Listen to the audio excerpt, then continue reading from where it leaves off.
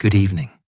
Tonight, we're tracing the complete history of macaroni and cheese, from ancient Roman kitchens where cooks first layered pasta with cheese, to modern American dinner tables where it became the ultimate comfort food. It's a story that spans 2 millennia, crosses 3 continents, and reveals how a simple combination of grain and dairy became one of the world's most beloved dishes. This is how a luxurious recipe for the elite transformed into everyday nourishment for millions. If you enjoy these deep dives into history, hit that like button and subscribe. Drop a comment telling me where you're watching from and what time it is where you are. It's always fascinating to see who's joining us from around the world, late at night or early morning, for these journeys into the past. Phone face down, volume at a whisper. Let's go in. The story begins not in 20th century America, but in the ancient Mediterranean, where the fundamental ingredients of our beloved dish first came together. To understand macaroni and cheese, we need to understand its components separately before we can appreciate how they merged into something greater than the sum of their parts. Wheat cultivation transformed human civilization, starting around 10,000 BCE in the Fertile Crescent. By 2000 BCE, societies across the Mediterranean had developed sophisticated methods for processing grain into various forms. The Egyptians, Greeks, and eventually Romans experimented endlessly with wheat flour, creating breads, porridges, and early forms of what we might recognize as pasta. Archaeological evidence from ancient sites suggests that cooks discovered early on that mixing flour with water or eggs, then cooking the resulting dough, produced a satisfying, shelf-stable food that could sustain populations through lean times. The earliest pasta-like foods probably emerged from practical necessity.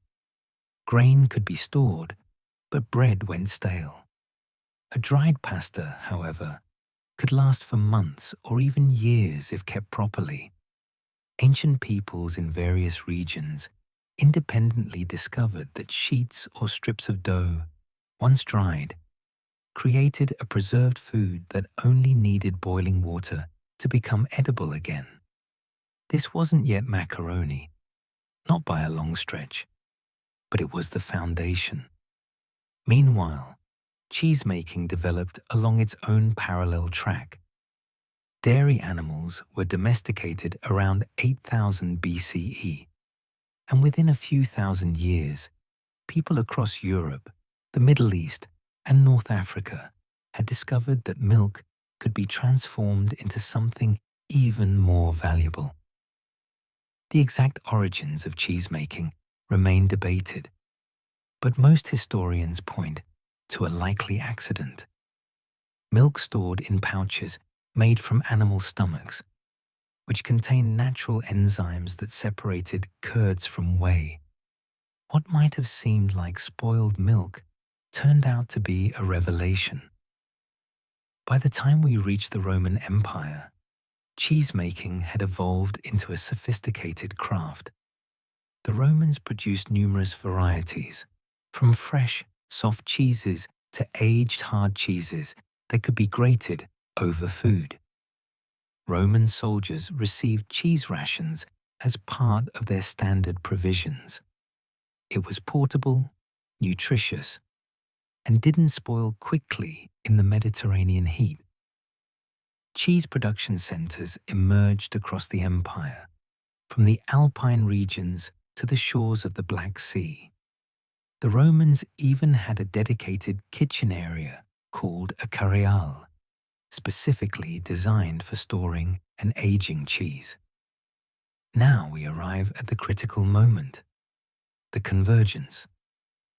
in Roman kitchens, particularly among the wealthy classes who could afford both fine cheese and the labor-intensive process of making fresh pasta. Cooks began layering these ingredients together. The evidence comes to us primarily through a remarkable source, a cookbook attributed to a wealthy Roman named Apicius, compiled sometime around the 4th or 5th century CE. This collection, known as De Re Coquinaria, on the subject of cooking, provides our earliest written evidence of pasta and cheese being combined with intention and sophistication. The Romans made what they called laganum, flat sheets of dough made from wheat flour and water, sometimes with eggs. These sheets were the ancestors of modern lasagna, and the etymological connection is clear. Apicius describes a dish that involved layering these pasta sheets with cheese and other ingredients, then cooking the whole assembly. The recipe isn't identical to modern macaroni and cheese. It included pepper and possibly other spices or even honey, but the fundamental concept was there. Pasta as a vehicle for cheese, heat binding them together into something neither ingredient could achieve alone. Why did Romans combine these specific ingredients? The answer lies in the intersection of practical necessity and emerging culinary sophistication. Cheese provided protein and fat, essential nutrients, in an era before reliable food preservation. Pasta provided carbohydrates and bulk, turning a small amount of expensive cheese into a filling meal. Together, they created a dish that satisfied hunger while showcasing the cook's skill and the household's wealth. But there was something more happening, something we still recognize today. The combination of pasta and cheese produced a particular texture and flavor that human palates found deeply satisfying. The Romans understood umami, though they didn't have a word for it. Aged cheese contains high levels of glutamates, the compounds that trigger our savory taste receptors. Combined with the neutral backdrop of pasta and the richness of whatever fat was used in preparation, the result was a dish that felt comforting, substantial, and complete. Roman cheese varieties would have included several types that seem familiar to us. Caseus lunensis, produced near modern-day Tuscany, was a hard cheese aged for extended periods, likely grated over dishes, much as we use Parmesan today. Caseus vestinus came from the Apennine Mountains, prized for its sharp flavor. Soft, fresh cheeses, similar to modern ricotta, were common in everyday cooking. Wealthier households might have access to imported cheeses from distant provinces. A wheel of aged cheese from Gaul might grace a senator's table, just as we might seek out imported cheeses today. The preparation method mattered as much as the ingredients. Roman cooks didn't boil pasta in the manner we consider standard today. Instead, they often cooked the layered dish in what we might call a casserole method, assembling the components in a vessel, then heating it through, sometimes in the cooling ashes of a fire. The pasta sheets would soften in the moisture released by the cheese and any other ingredients, creating layers of tender pasta separated by melted, creamy cheese. For wealthy Romans hosting dinner parties, such a dish demonstrated both abundance, cheese was expensive, and sophistication. It's worth pausing to consider what these ancient dishes actually tasted like. Without modern tomatoes, a New World crop still millennia away from Roman kitchens, the flavor profile would have centered entirely on the wheat, cheese, and whatever seasonings the cook added. Roman cuisine favored garum, a fermented fish sauce similar to modern Asian fish sauces, which added an additional layer of umami. Pepper was available but costly, a spice that marked the eater as wealthy. The cheese itself, made from the milk of sheep or goats more often than cows, would have had a sharper, tangier flavor than much of what we're accustomed to today. The Romans left us more than recipes. They left us the fundamental understanding that pasta and cheese, properly combined, created something special. They established the template: starch plus dairy, enriched with fat, bound together with heat. This concept would survive the fall of Rome itself, preserved in the cooking traditions of Italy and carried forward into the medieval period. As the Western Roman Empire collapsed in the 5th century CE, much of its culinary knowledge might have been lost. But this particular combination, wheat pasta and cheese, was too practical, too delicious, and too adaptable to disappear. In monasteries, in noble households, and in the collective memory of Italian cooks, the knowledge persisted. The dish would evolve, certainly. New forms of pasta would emerge, cheese-making would advance, and regional variations would multiply. But the foundation was set, established in Roman kitchens 2,000 years ago. Pasta and cheese, together, created comfort. And that understanding would eventually travel across continents and through centuries, adapting and transforming, until it reached American dinner tables in a form those Roman cooks would barely recognize, but might, perhaps, still appreciate. The Roman Empire's collapse in the West didn't erase its culinary knowledge, it merely scattered it. As political structures crumbled and cities emptied throughout the 6th and 7th centuries, the sophisticated cooking techniques that had flourished in imperial kitchens found refuge in an unexpected place: monasteries. Behind monastery walls, monks preserved not just religious texts, but also practical knowledge, including recipes and cooking methods that might otherwise have vanished entirely. Monastic communities needed to feed themselves, and many had inherited Roman agricultural lands along with Roman ways of managing them. Monasteries produced cheese as a matter of economic necessity. Dairy animals provided milk daily, but milk spoiled quickly. Cheese transformed this perishable resource into something that could sustain a community through winter, or be sold to generate income.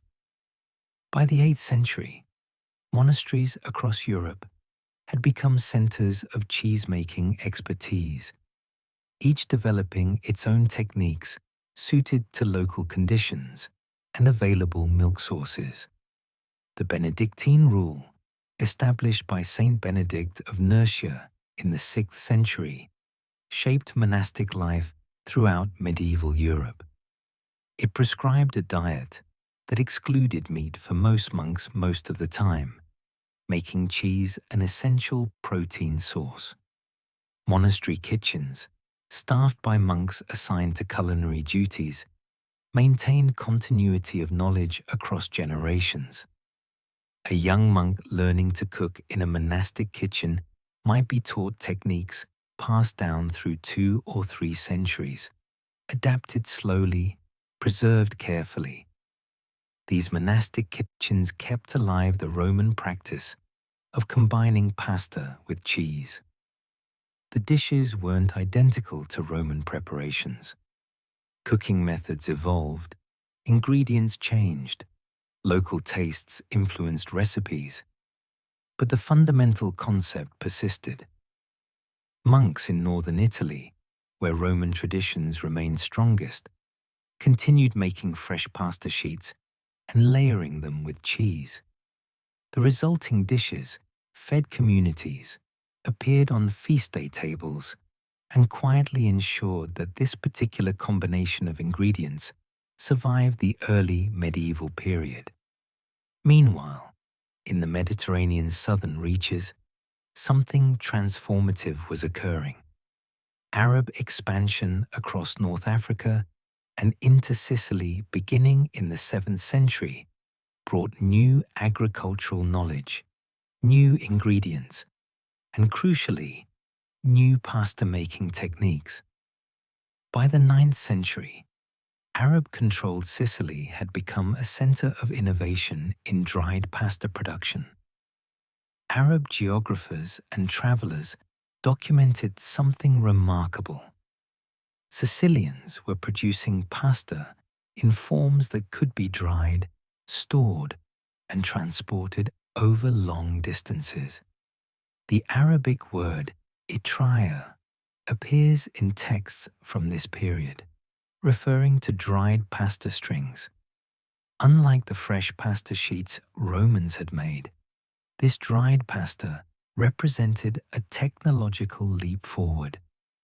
The climate of Sicily, hot, dry summers with steady breezes, proved ideal for pasta drying.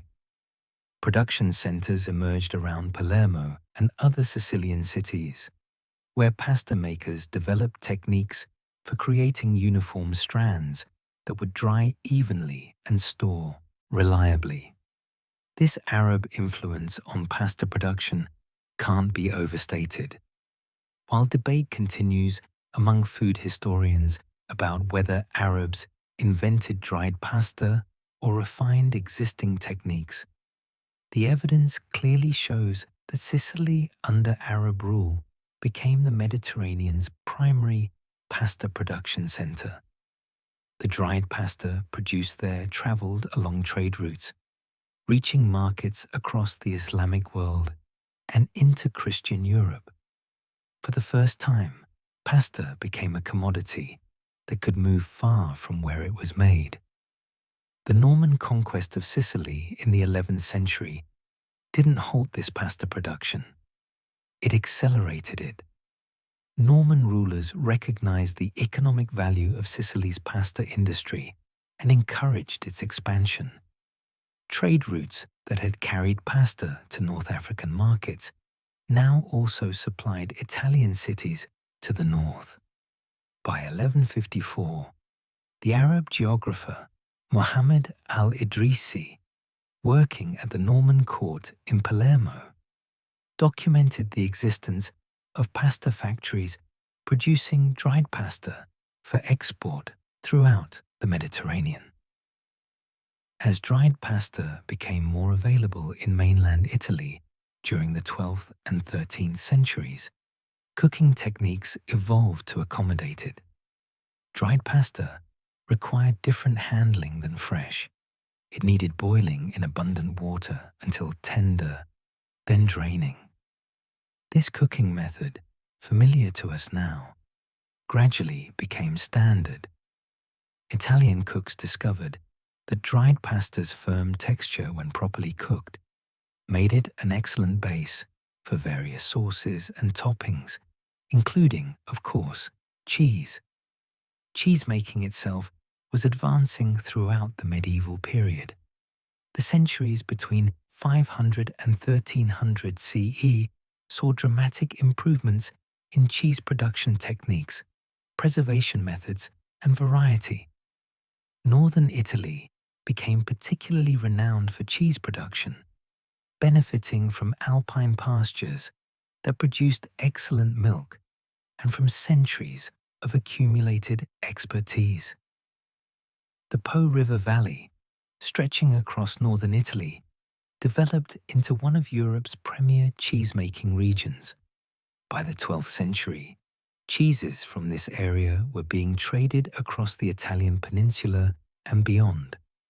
Monasteries in the region, particularly Benedictine houses, perfected techniques for creating hard, aged cheeses that could last for years. These cheeses, ancestors of modern Parmigiano Reggiano and Grana Padano, were ideal for grating over pasta dishes. In the mountains, particularly in alpine regions, cheesemaking took a different direction. Cows grazing on high summer pastures produced milk with distinct flavors, and the cheesemakers who followed herds to mountain pastures developed techniques suited to their environment. These alpine cheeses tended to have different textures and melting properties than valley cheeses, knowledge that would later influence which cheeses worked best in various pasta preparations. Southern Italian cheesemaking followed its own path, shaped by different climate conditions and available animals. Sheep and goats outnumbered cattle in the warmer, drier south.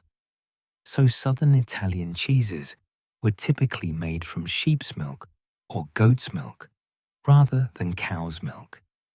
These cheeses had sharper, tangier flavors and different aging characteristics.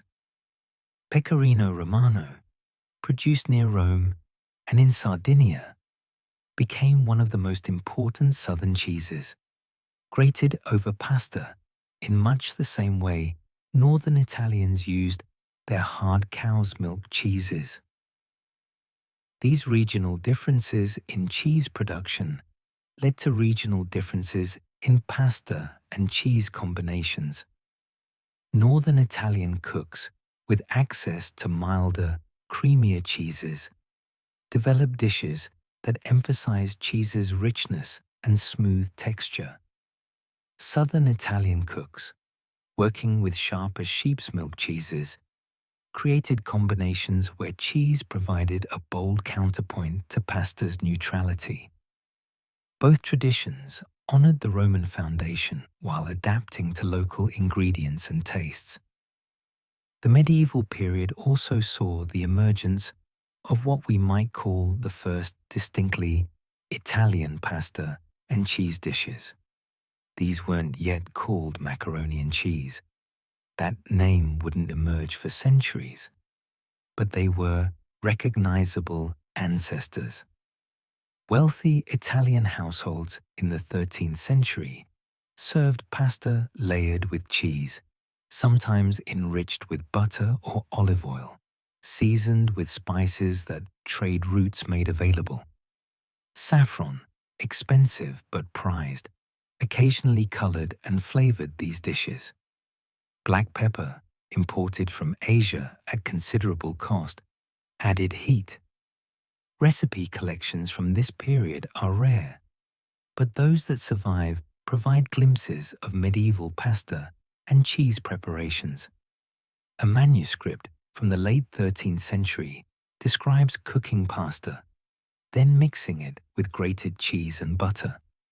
Another mentions layering cooked pasta with cheese and spices, then baking the dish briefly.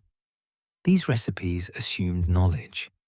They didn't specify exact amounts or detailed techniques, suggesting that educated cooks already understood the fundamentals. Trade routes played an increasingly important role as the medieval period progressed. By the 12th and 13th centuries, Italian merchant cities, Venice, Genoa, Pisa, had established extensive trading networks across the Mediterranean and beyond. These routes carried goods in all directions: spices and silk from Asia, wool and metals from northern Europe, grain and olive oil from around the Mediterranean. They also carried food knowledge. A Venetian merchant returning from Constantinople might bring new recipes or cooking techniques. A Genoese trader working in Spain might encounter Arab cooking methods and bring them back to Italy. Gradually, through these connections, culinary knowledge spread and evolved. The combination of pasta and cheese, so well established in Italy, began appearing in other regions, adapted to local ingredients and preferences. Monastic networks also facilitated this spread of knowledge. Monasteries maintained connections across Europe through their religious orders.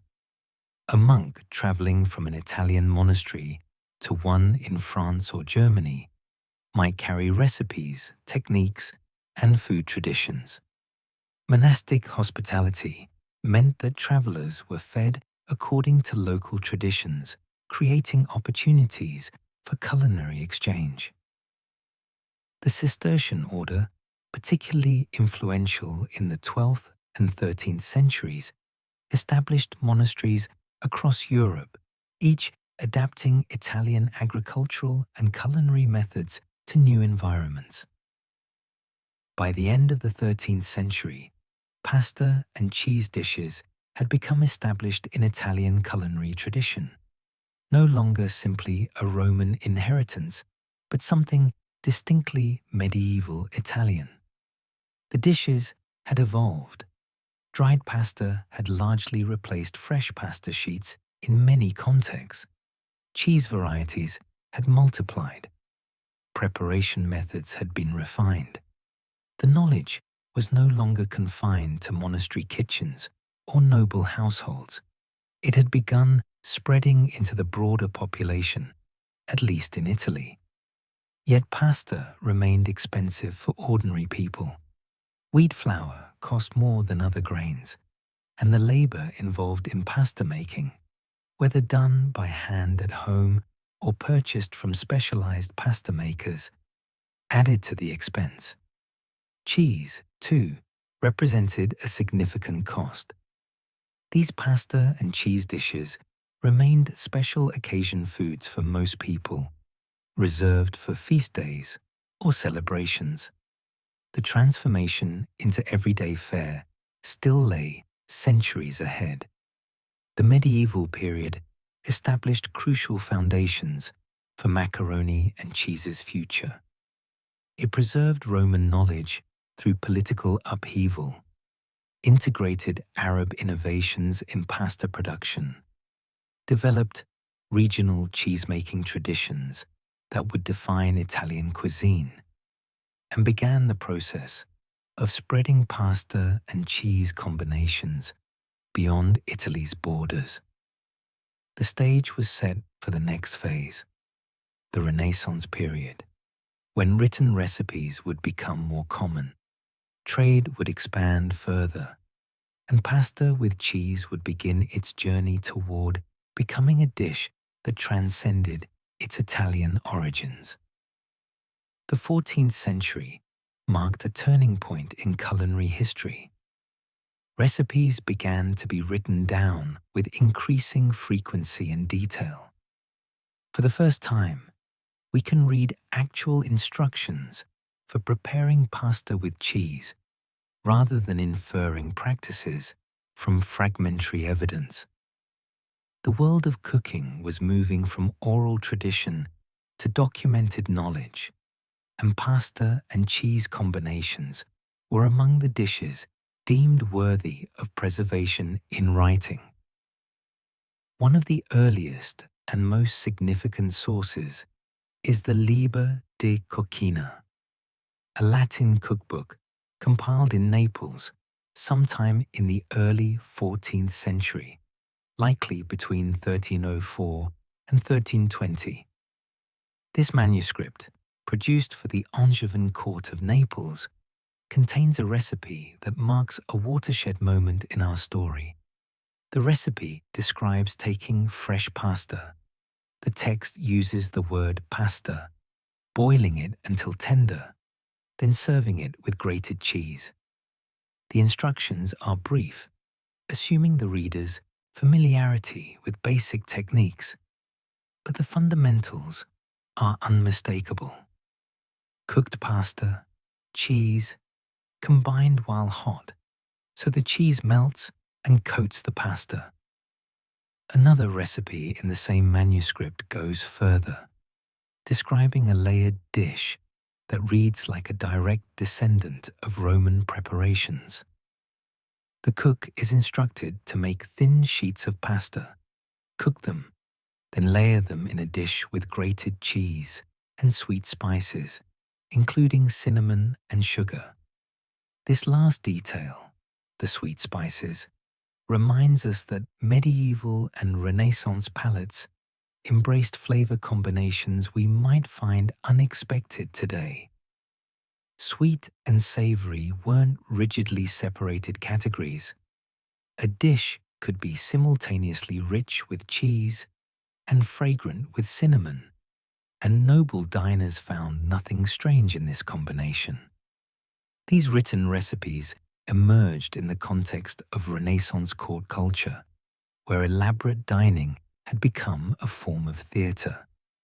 Italian city-states and princely courts competed for prestige, and the table offered one arena for displaying wealth, sophistication, and cultural refinement. Court kitchens employed specialized cooks, not yet called chefs, but functionally similar, who were expected to produce dishes that impressed guests and reflected well on their patrons. Pasta dishes, including those featuring cheese, played an increasingly important role in these courtly meals.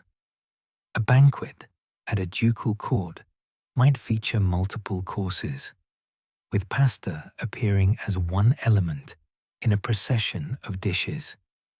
The pasta itself might be colored. Saffron created golden pasta, while other ingredients produced green or even black variations. Shaped pasta began appearing, moving beyond simple sheets or strings to forms designed to delight the eye as much as the palate. The cheese used in these courtly preparations was itself a luxury ingredient. By the 14th century, certain Italian cheeses had achieved reputations that extended far beyond their regions of production. The cheese we now know as Parmigiano Reggiano was developing its identity during this period. Historical records from the late 13th and early 14th centuries document cheese production in the area around Parma and Reggio Emilia, following standardized methods that created a hard, granular cheese ideal for grating. This cheese, called simply Parmesan in most of Europe, became the gold standard for pasta dishes. Its complex flavor, simultaneously nutty, fruity, and savory, elevated any dish it touched. Its granular texture, when aged, meant it could be grated finely, distributing evenly over hot pasta and melting into a coating that clung to every surface. Wheels of aged Parmesan became valuable trade goods, sometimes serving as collateral for loans or as diplomatic gifts between courts. The production of Parmesan followed strict seasonal patterns. Cheesemakers produced it only during specific months when cow's milk had optimal characteristics. The enormous wheels, some weighing 80 pounds or more, required years of aging to develop their characteristic flavor and texture. This investment of time and resources meant that well-aged Parmesan commanded premium prices, making it a true luxury ingredient accessible primarily to wealthy households. Other hard cheeses emerged or evolved during this period as well. Grana Padano, produced in the Po Valley, offered an alternative to Parmesan, similar in character, though distinct in flavor. Pecorino Romano, the sheep's milk cheese from central Italy, remained important in regions where sheep husbandry predominated. Each cheese brought different characteristics to pasta dishes, milder or sharper, smoother or more granular, cow's milk or sheep's milk flavors. As the Renaissance progressed, pasta production itself became more standardized and sophisticated.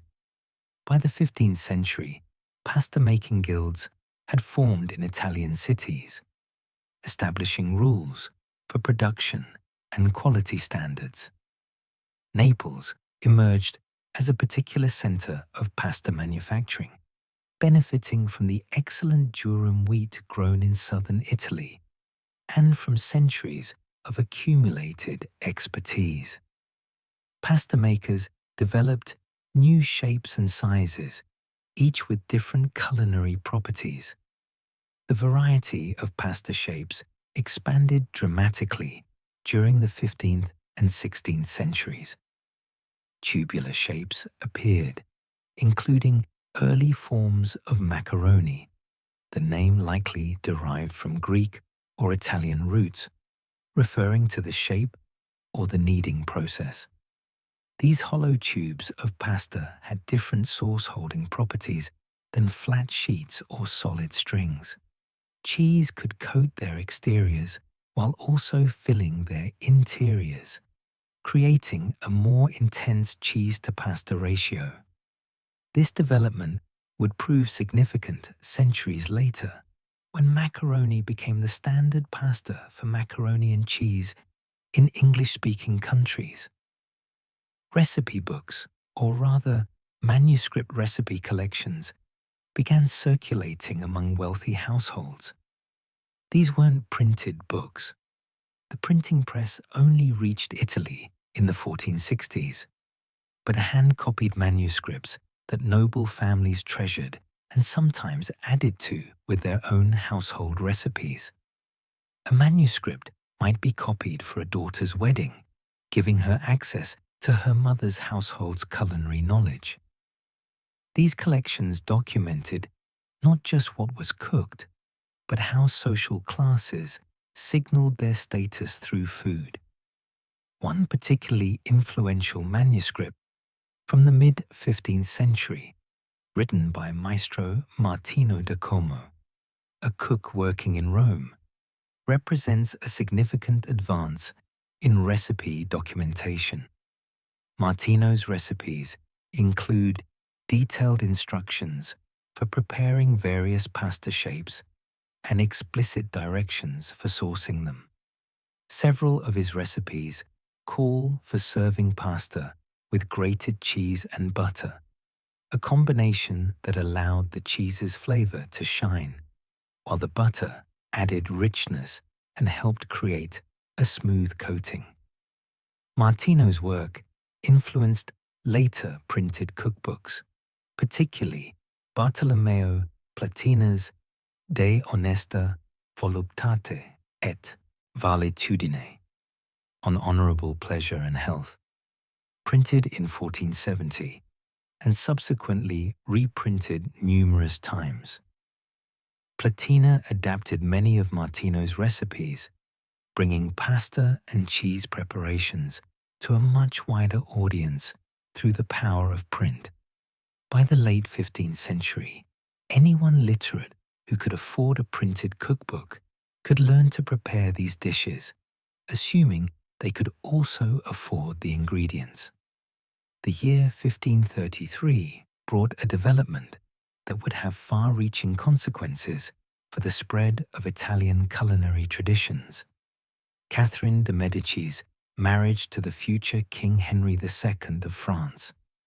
Catherine was only 14 when she left Florence for France, but she brought with her a large retinue that included Florentine cooks. The historical reality is more complex than the myth.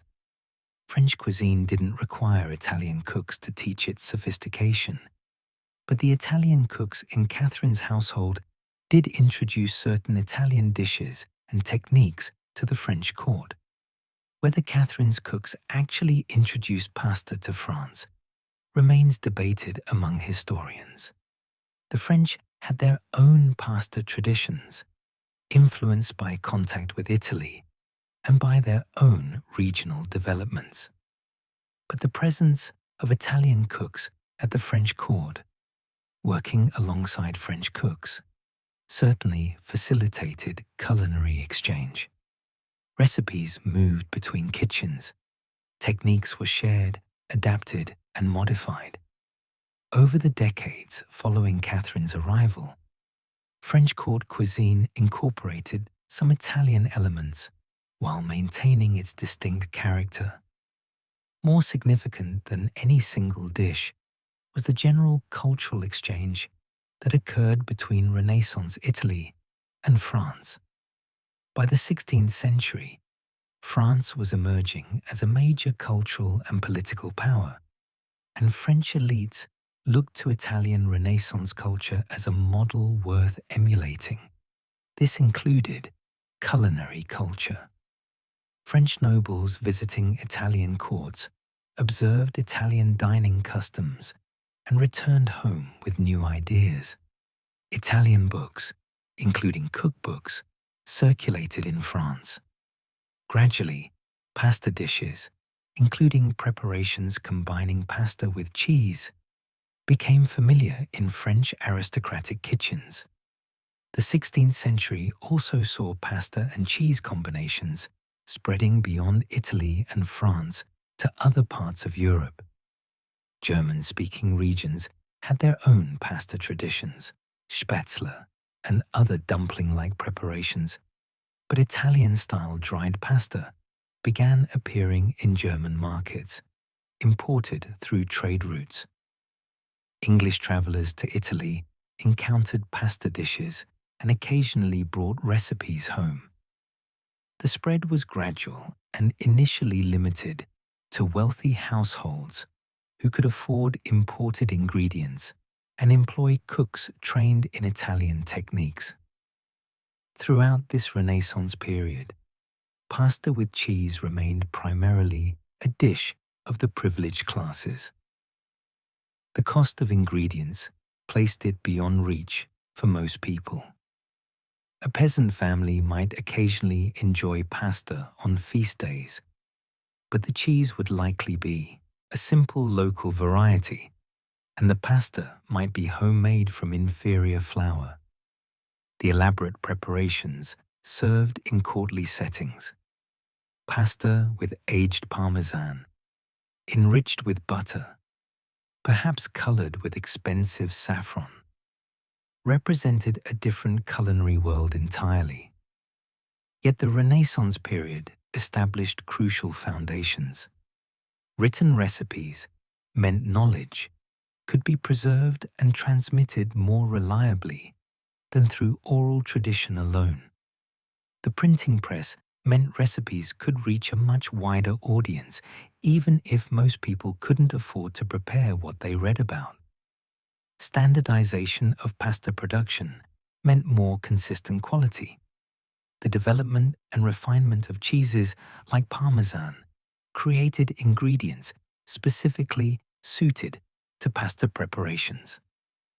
Trade networks and cultural exchange began spreading Italian culinary traditions across Europe. By 1600, pasta with cheese had become firmly established in Italian cuisine, documented in multiple sources, recognized across social classes, even if not equally accessible to all, and beginning to spread beyond Italy's borders. The dish had evolved from Roman roots through medieval preservation to Renaissance elaboration. It was no longer simply a practical combination of available ingredients, but a recognized dish with regional variations, class associations, and established preparation methods. The foundation was complete. What followed would be the dish's transformation from Italian specialty to global comfort food. But that journey would take several more centuries and cross an ocean. The 17th century brought Italian pasta preparations to Northern European tables, where they encountered very different culinary traditions, ingredients, and tastes. What happened next wasn't simple adoption, but rather a process of adaptation and transformation.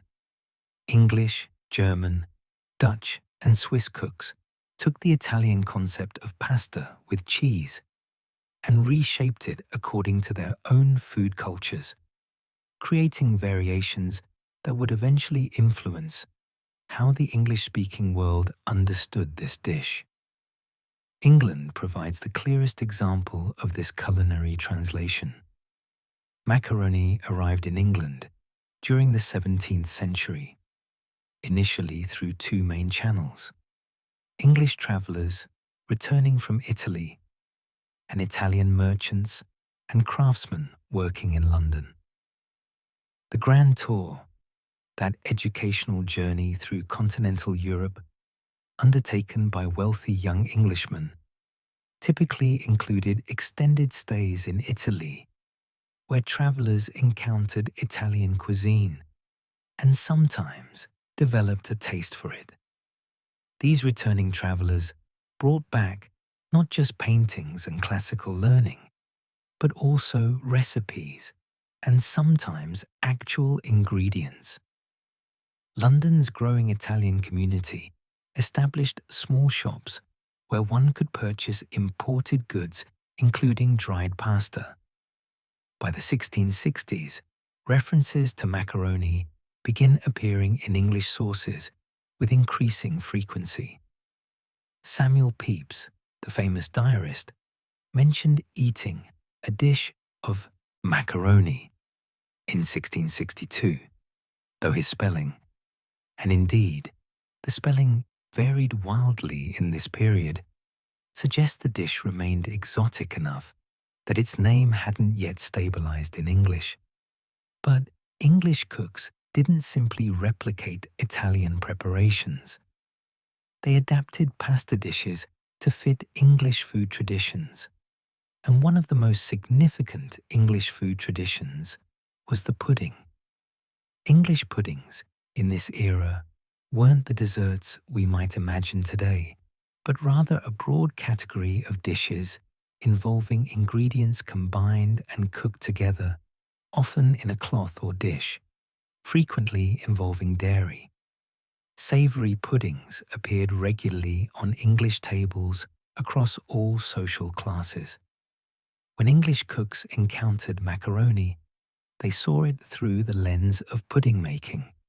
The result was something distinctive: macaroni pudding, a dish that combined boiled macaroni with milk, eggs, and cheese, then baked the mixture until set. This preparation method differed fundamentally from Italian approaches, where Italian cooks typically dressed boiled pasta with grated cheese, allowing the cheese to melt from the pasta's residual heat. English cooks created a custard-based dish where the pasta was suspended in a dairy mixture. The first English cookbook to include a macaroni recipe was likely Robert May's The Accomplished Cook, published in 1660. May had trained in France and brought continental influences to English cooking. His macaroni recipe reflects this hybrid approach, fundamentally Italian in concept, but adapted to English techniques. He instructs the cook to boil macaroni, layer it with butter and cheese, and bake it, a method that creates something between Italian layered pasta and English pudding.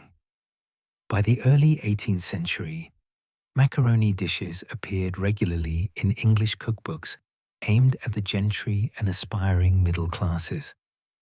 Hannah Glass's The Art of Cookery Made Plain and Easy, published in 1747, included a recipe to dress macaroni that called for boiling the pasta, then mixing it with cheese and cream before baking. Glass was writing for an audience that might not have encountered macaroni before. Her very title promised to make cooking plain and easy, so she provided detailed instructions that assumed no prior knowledge.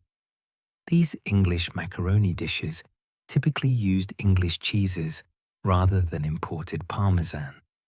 Cheshire cheese, one of England's oldest and most popular varieties, appeared frequently in recipes. It had a crumbly texture when aged and a mild, slightly salty flavour that melted reasonably well. Gloucester cheese offered another option, along with various local cheeses produced in different regions. These English cheeses behaved differently than Parmesan when heated. They were moister, less granular, and created a different texture in the finished dish. The cost of macaroni itself remained a significant barrier to widespread adoption. Dried pasta had to be imported from Italy, a journey that added considerably to its price. Only wealthy households could afford to serve macaroni regularly. For the middle classes, macaroni appeared occasionally, perhaps for special dinners, or when trying to impress guests with cosmopolitan sophistication. For the working classes, it remained essentially unknown, an exotic food they might hear about, but would never taste. This class dimension of macaroni consumption became culturally significant.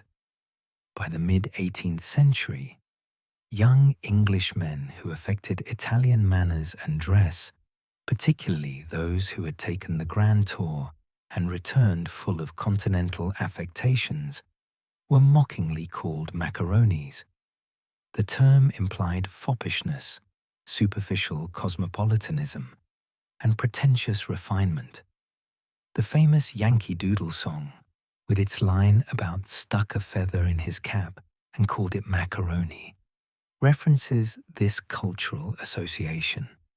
Macaroni had become not just a food, but a symbol of social pretension. Germanic regions developed their own relationships with pasta during this period, though their trajectory differed from England's. German-speaking areas had long established traditions of egg noodles and dumpling-like preparations. Spätzle, Käsespätzle, and various forms of Nudeln were already familiar. When Italian-style macaroni arrived through trade routes, it didn't represent as dramatic a culinary departure as it did in England. Käsespätzle, spätzle with cheese, predated the arrival of Italian macaroni in German-speaking regions and reflected an independent tradition of combining pasta-like preparations with cheese. This dish, particularly associated with Swabia and Alpine regions, involved layering cooked spätzle with grated cheese and often topping it with fried onions. The result bore some resemblance to Italian pasta and cheese preparations, but emerged from different culinary routes. When Germanic cooks encountered Italian macaroni, they had a framework for understanding it based on their own traditions. Switzerland's role in this story deserves particular attention, not for pasta adoption, but for cheese development. Swiss cheesemaking during the 17th and 18th centuries achieved levels of excellence that influenced all of European cuisine. The Alpine tradition of moving cattle to high summer pastures and making cheese there, a practice called transhumance, produced cheeses with complex flavors and remarkable keeping qualities. Swiss cheeses from this period included varieties that would become internationally famous. Gruyère from the western French-speaking cantons, Emmentaler from the Bern region, and various mountain cheeses from different valleys. These cheeses had excellent melting properties, creating smooth, creamy textures when heated. While Swiss cooks didn't adopt Italian-style pasta dishes as extensively as the English did, Swiss cheese certainly made its way into pasta preparations when cooks in other countries could obtain it. The Dutch also encountered macaroni during this period primarily through trade. Amsterdam's position as a major commercial centre meant Italian goods, including pasta, passed through its markets. Dutch cookbooks from the late 17th and early 18th centuries occasionally included macaroni recipes, typically adapted to Dutch tastes. Dutch cuisine emphasized dairy products. The Netherlands produced excellent cheeses and abundant butter, so Dutch interpretations of pasta dishes tended to be quite rich, incorporating generous amounts of both cheese and butter.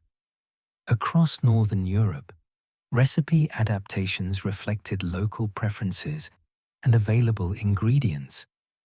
Northern European palates generally preferred milder flavors than Italian ones, where Italian recipes might call for aged, sharp pecorino romano. Northern European cooks substituted milder cheeses. Northern European cuisine traditionally used more dairy fat, butter and cream than Italian cooking, which relied more heavily on olive oil. So Northern European pasta dishes became richer and heavier. The baking component that appeared in many Northern European macaroni recipes also represented a departure from Italian traditions.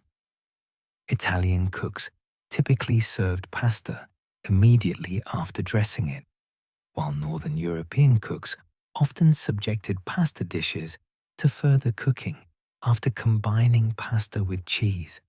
This additional heating changed the dish's texture, creating a unified casserole rather than distinct pasta pieces coated with cheese.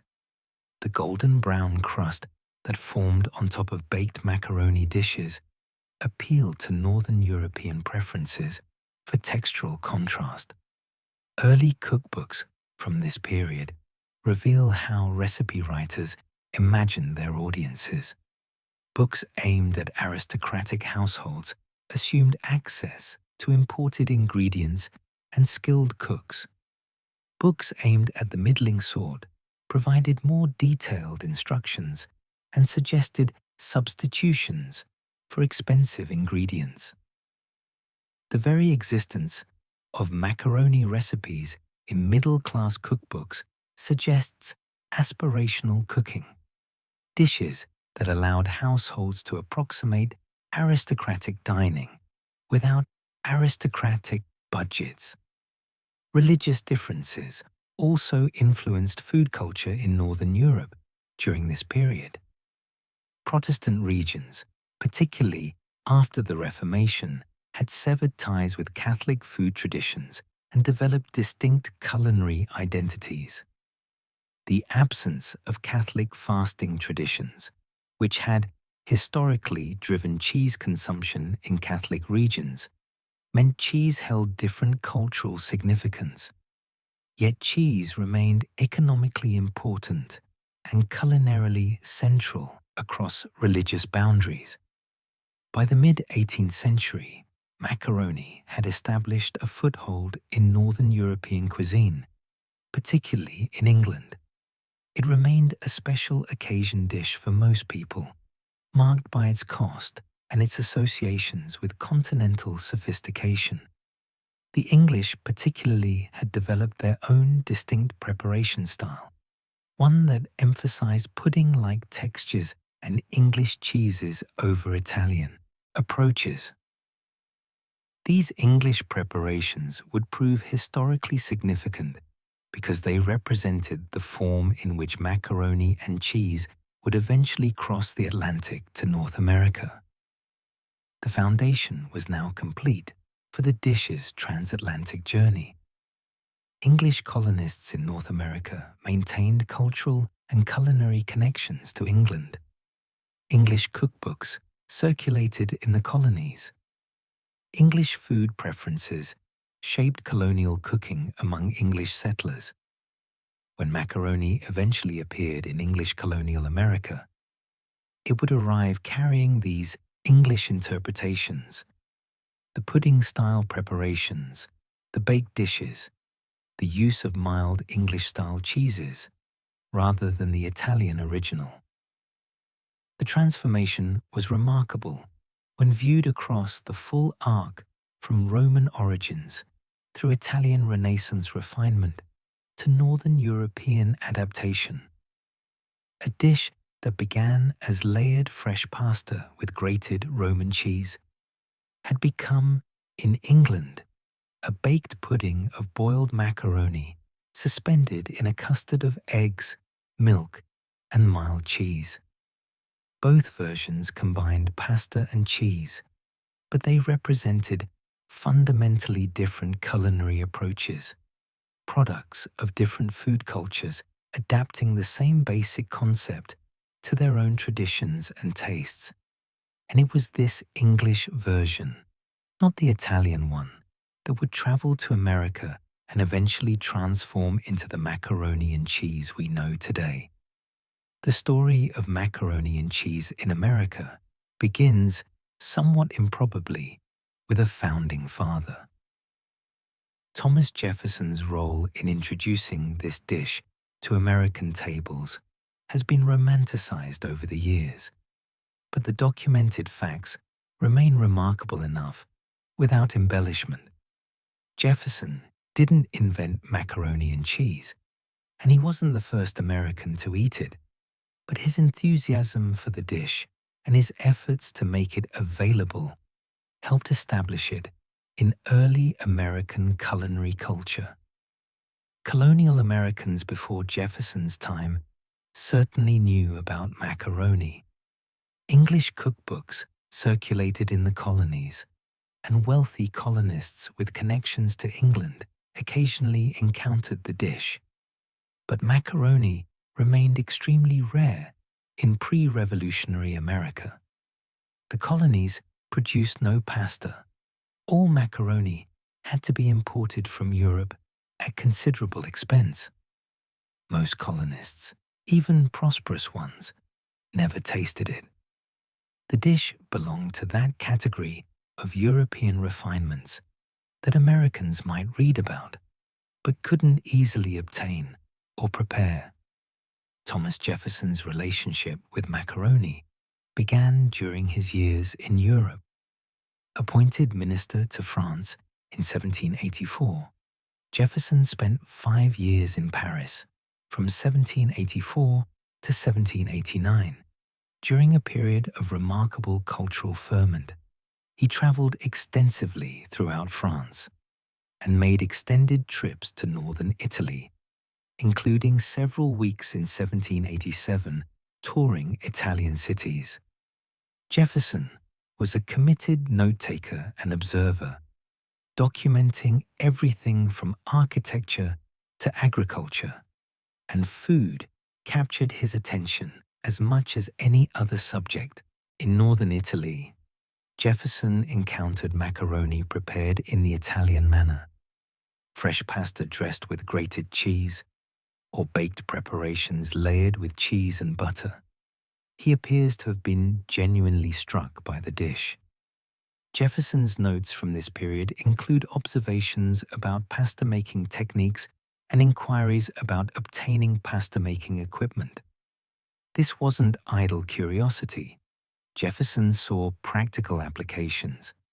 He believed that introducing useful European crops and techniques to America represented a form of public service, part of building the new nation's prosperity and self-sufficiency.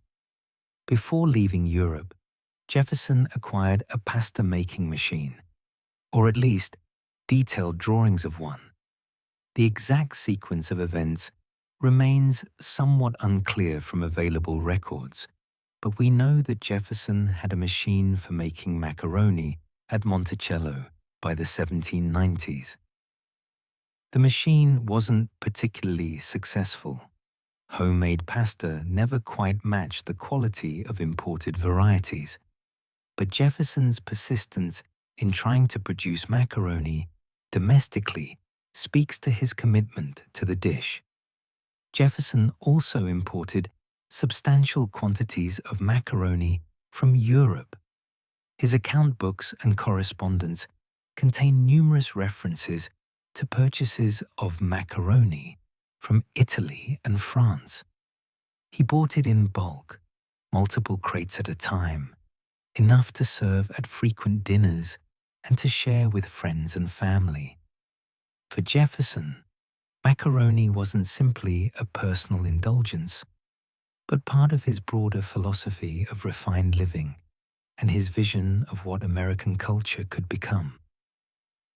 When Jefferson assumed the presidency in 1801, he brought his culinary enthusiasms to the president's house, what we now call the White House. Jefferson's dinners became famous in Washington for their sophisticated, French-influenced cuisine. His household staff included James Hemings, whom Jefferson had taken to France and who had trained in French cooking, and later Hemings' brother Peter, along with Honoré Julien, a French chef Jefferson employed during his presidency.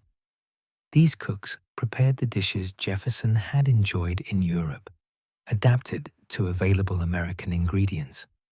On February 6, 1802, Jefferson served what he recorded as macaroni pie at a state dinner. This appears to be the first documented instance of macaroni and cheese being served at an official function in the United States. The dish made an impression on guests, several of whom mentioned it in letters and diaries. One guest, the Reverend Manasseh Cutler, described it in his diary. Though not entirely favorably, he found the dish odd, noting it was a rich crust filled with the strillions of onions or shallots, which I took them to be, tasted very strong and not agreeable. Cutler may have been describing a variant dish, or perhaps he simply didn't care for macaroni.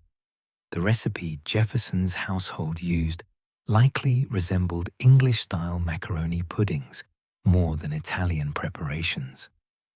English cookbook traditions had stronger influence in America than Italian ones, and Jefferson's cooks, despite their French training, would have adapted recipes to available ingredients and familiar techniques.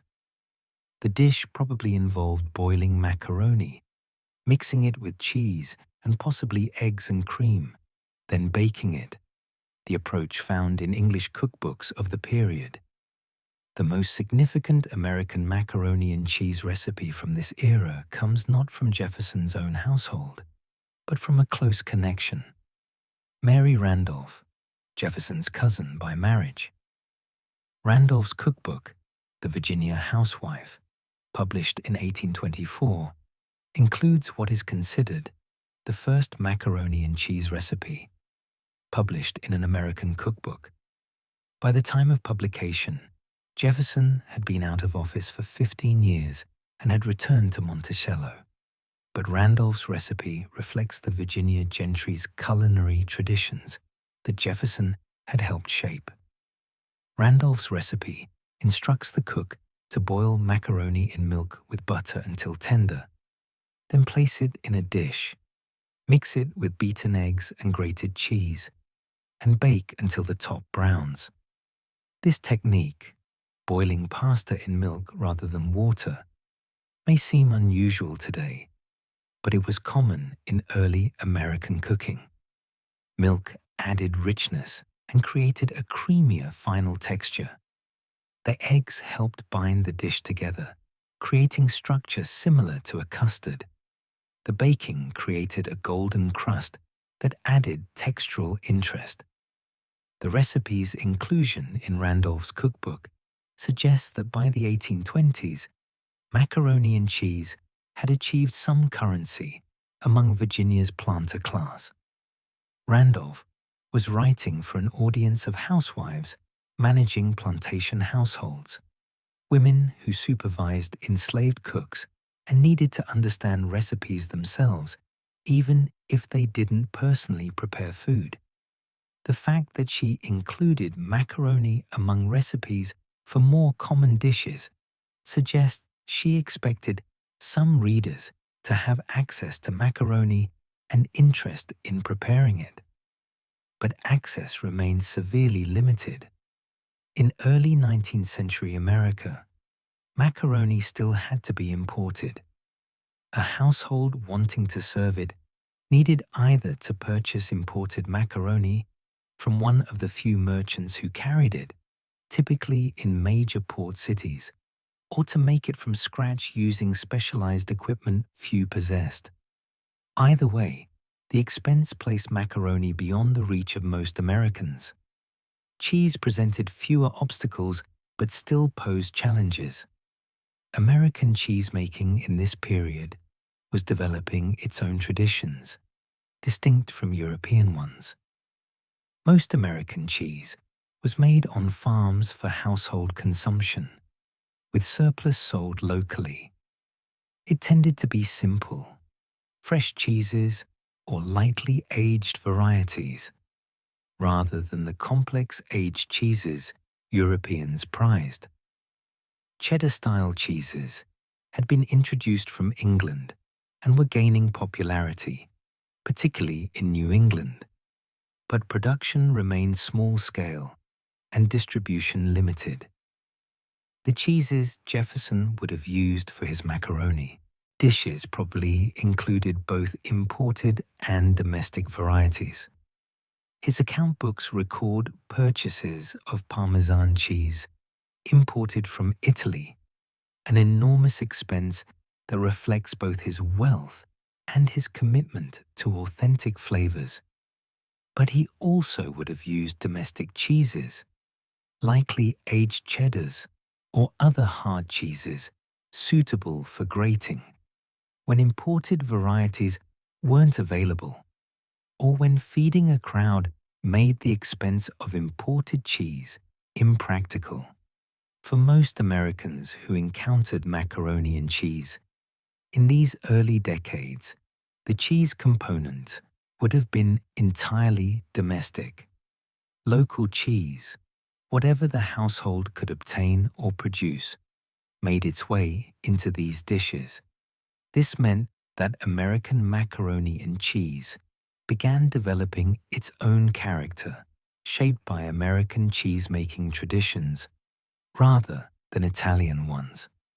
The milder, creamier profile of American cheddars influenced the dish's flavor in ways that would become more pronounced as American production eventually replaced imports entirely.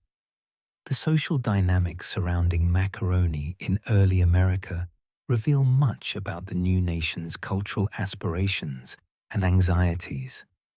On one hand, educated Americans like Jefferson saw European refinement as something to emulate. Adopting sophisticated European cuisine demonstrated cultural maturity and cosmopolitanism. On the other hand, Americans were building a distinct national identity and were suspicious of excessive European influence, particularly anything that smacked of aristocratic pretension. Macaroni occupied an uncertain position in this cultural tension. It was undeniably European, exotic, and associated with wealth and sophistication, characteristics that could be viewed as either admirable or suspect, depending on one's political and cultural outlook. Jefferson's political opponents occasionally mocked his European tastes, including his fondness for fancy foods like macaroni. Yet those same opponents, when they dined at Jefferson's table, seemed to appreciate the cuisine, even if they wouldn't admit it publicly. The cost barrier meant that for the first several decades of American independence, macaroni and cheese remained a dish of the elite. Plantation owners in Virginia, wealthy merchants in Philadelphia and New York, the small class of prosperous Americans who could afford imported luxuries and employ skilled cooks. These were the people, eating macaroni and cheese. Enslaved cooks in plantation households prepared these dishes, following recipes from English cookbooks or instructions from their enslavers, though the enslaved themselves would rarely have tasted the finished product. Jefferson's pasta-making experiments at Monticello involved enslaved craftsmen who actually operated the machinery and produced the pasta. The labor that made Jefferson's culinary enthusiasms possible was, like so much labor in early America, performed by enslaved people. This uncomfortable reality shadows the history of macaroni and cheese.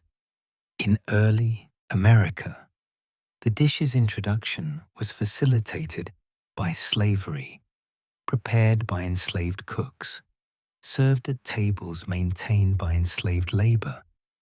By 1820, when Jefferson was in his final years at Monticello, macaroni and cheese had established a foothold in American cuisine, but a tenuous one. It remained expensive, exotic, and limited to wealthy households, primarily in the mid-Atlantic and southern states where European influences and cosmopolitan aspirations were strongest. The dish carried connotations of sophistication and refinement, but also whispers of pretension and unnecessary European affectation. Yet the foundation had been laid. Americans now knew about macaroni and cheese. Recipes existed in American cookbooks. The dish had been served at the president's house and in prominent households. A few Americans had developed genuine enthusiasm for it and had made efforts to produce macaroni domestically, or at least to ensure a steady supply of imports. The dish had become, in a small way, part of American culinary culture. What would transform it from an elite curiosity into a national staple would be the same forces that would transform America itself: industrialization, immigration, and the development of a truly national market. But those changes still lay decades ahead, and the macaroni and cheese of Jefferson's era remained very much a dish of its time, refined, expensive, and rare. The transformation of macaroni and cheese from elite luxury to middle-class possibility began not with culinary innovation, but with industrial machinery. The same forces that revolutionized textile production, transportation, and manufacturing also reshaped food production. And pasta was among the foods most dramatically affected by industrialization. What had required skilled hand labor and considerable time could, by mid-century, be produced by machines in quantities and at costs previously unimaginable. The first industrial pasta factories in America appeared in the 1840s, concentrated in cities with significant Italian immigrant populations.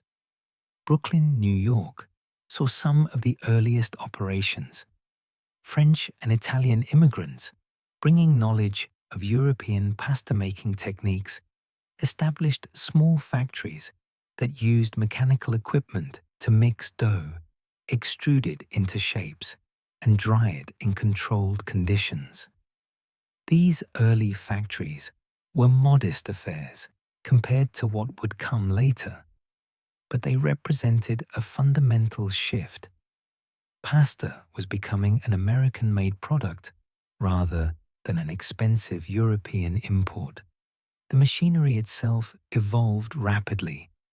Early pasta-making equipment was relatively simple: mechanical kneaders and hand-cranked extrusion presses that sped production without fully automating it.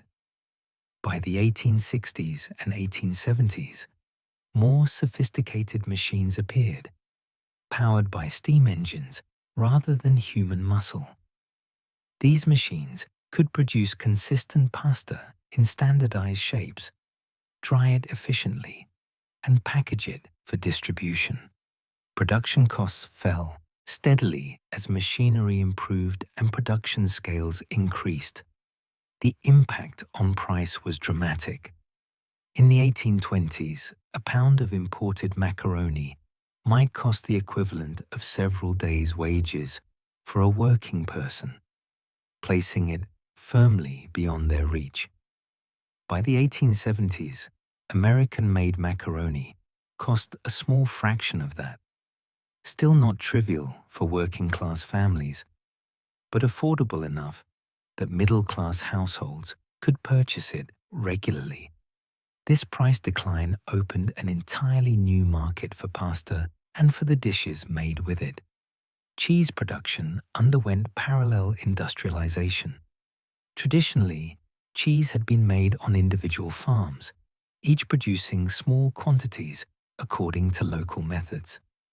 The 1850s brought the first cheese factories, cooperative operations where farmers delivered milk and received back cheese or payment, with production centralized and standardized. Jesse Williams, a dairy farmer in Oneida County, New York, is credited with establishing the first cheese factory in 1851. His success inspired imitators, and by the 1860s, cheese factories were spreading across New York and into other dairy-producing states. Factory cheese production had several advantages over traditional farmhouse methods. Larger scale meant greater efficiency and lower costs per pound. Standardization meant more consistent quality. Factory cheese from a reputable producer tasted the same from one batch to the next, unlike farmhouse cheeses that varied with the season, the feed, and the maker's skill. Professional cheesemakers could produce varieties that required specialized knowledge or equipment beyond what individual farmers possessed. The cheese most commonly produced in these early factories was cheddar or cheddar-style cheese. American cheesemakers had been making cheddar since the late 18th century, adapting English methods to American conditions, and it had proven well suited to American tastes and American milk. Factory production made cheddar even more dominant. It aged well, shipped well, and its mild, slightly sharp flavor appealed to American palates. By the 1870s, American cheddar production exceeded domestic consumption, with surplus being exported to England, a remarkable reversal from earlier decades when America imported English cheese.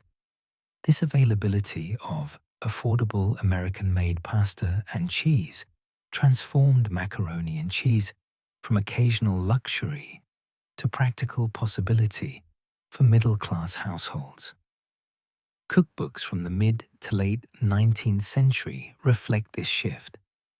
Where earlier cookbooks either omitted macaroni recipes entirely or treated them as exotic specialties, cookbooks from the 1860s onward included macaroni and cheese recipes as standard household fare, presented alongside other common dishes.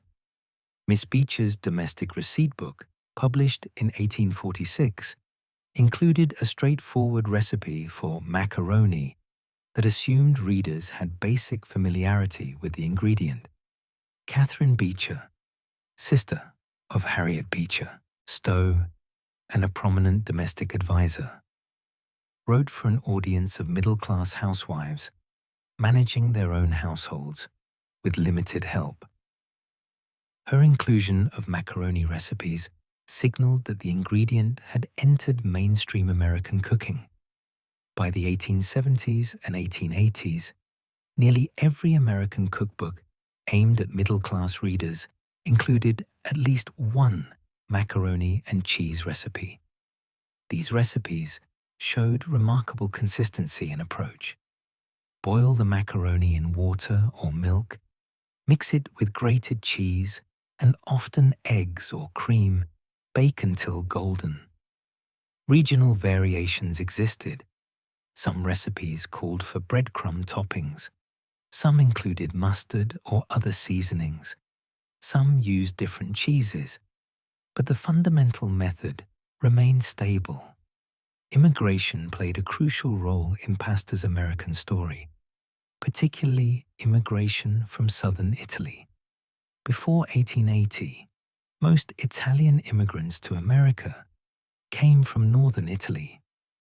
But in the final 2 decades of the 19th century, a massive wave of immigration from southern Italy began. These southern Italians brought different food traditions than northern Italians, including different pasta traditions. Southern Italian pasta culture centered on dried pasta made from durum wheat, exactly the type of pasta being produced by American factories. Italian immigrants settled primarily in northeastern cities, New York, Philadelphia, Boston, where they established ethnic neighborhoods with Italian groceries, bakeries, and restaurants. These neighborhoods created markets for Italian products, including specialized pasta shapes beyond simple macaroni. Italian-owned pasta factories multiplied. Many started by immigrants who brought pasta-making knowledge from Italy. By the 1890s, Italian Americans were operating some of America's largest pasta manufacturing operations. This Italian immigration influenced how non-Italian Americans thought about pasta. Pasta became associated with Italian identity, with Italian neighborhoods, and Italian restaurants. Non-Italian Americans might prepare macaroni and cheese at home using American recipes from American cookbooks.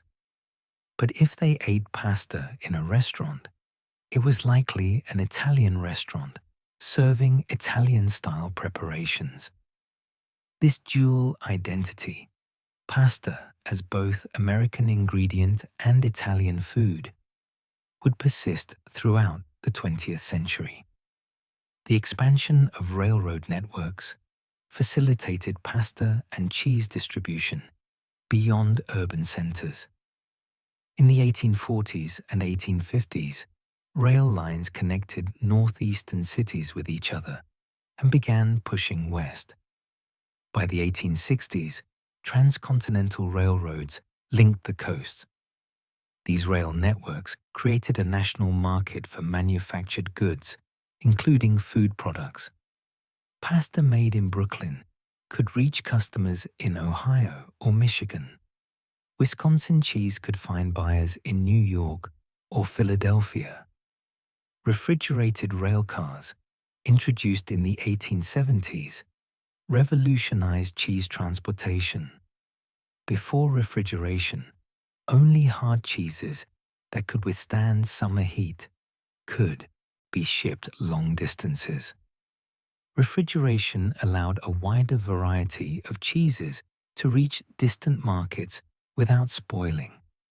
The national cheese market became truly national, with cheese from different regions competing on quality and price, rather than simply on proximity to the consumer. This national market integration had profound effects on regional food cultures. Previously, what people ate depended heavily on what could be produced locally or preserved for local storage. The railroad era meant that Americans across the country could access similar ingredients and prepare similar dishes. Macaroni and cheese, which had been limited to certain regions and certain classes, became theoretically available to anyone with access to a store and the money to purchase ingredients. Church suppers and community gatherings accelerated macaroni and cheese's social spread. These events, central to American community life, in the 19th century featured food that could be prepared in quantity, transported easily, and served to crowds. Macaroni and cheese fit these requirements perfectly. A large dish of baked macaroni and cheese could feed many people, tasted good at room temperature, and required no expensive ingredients or specialized skills to prepare.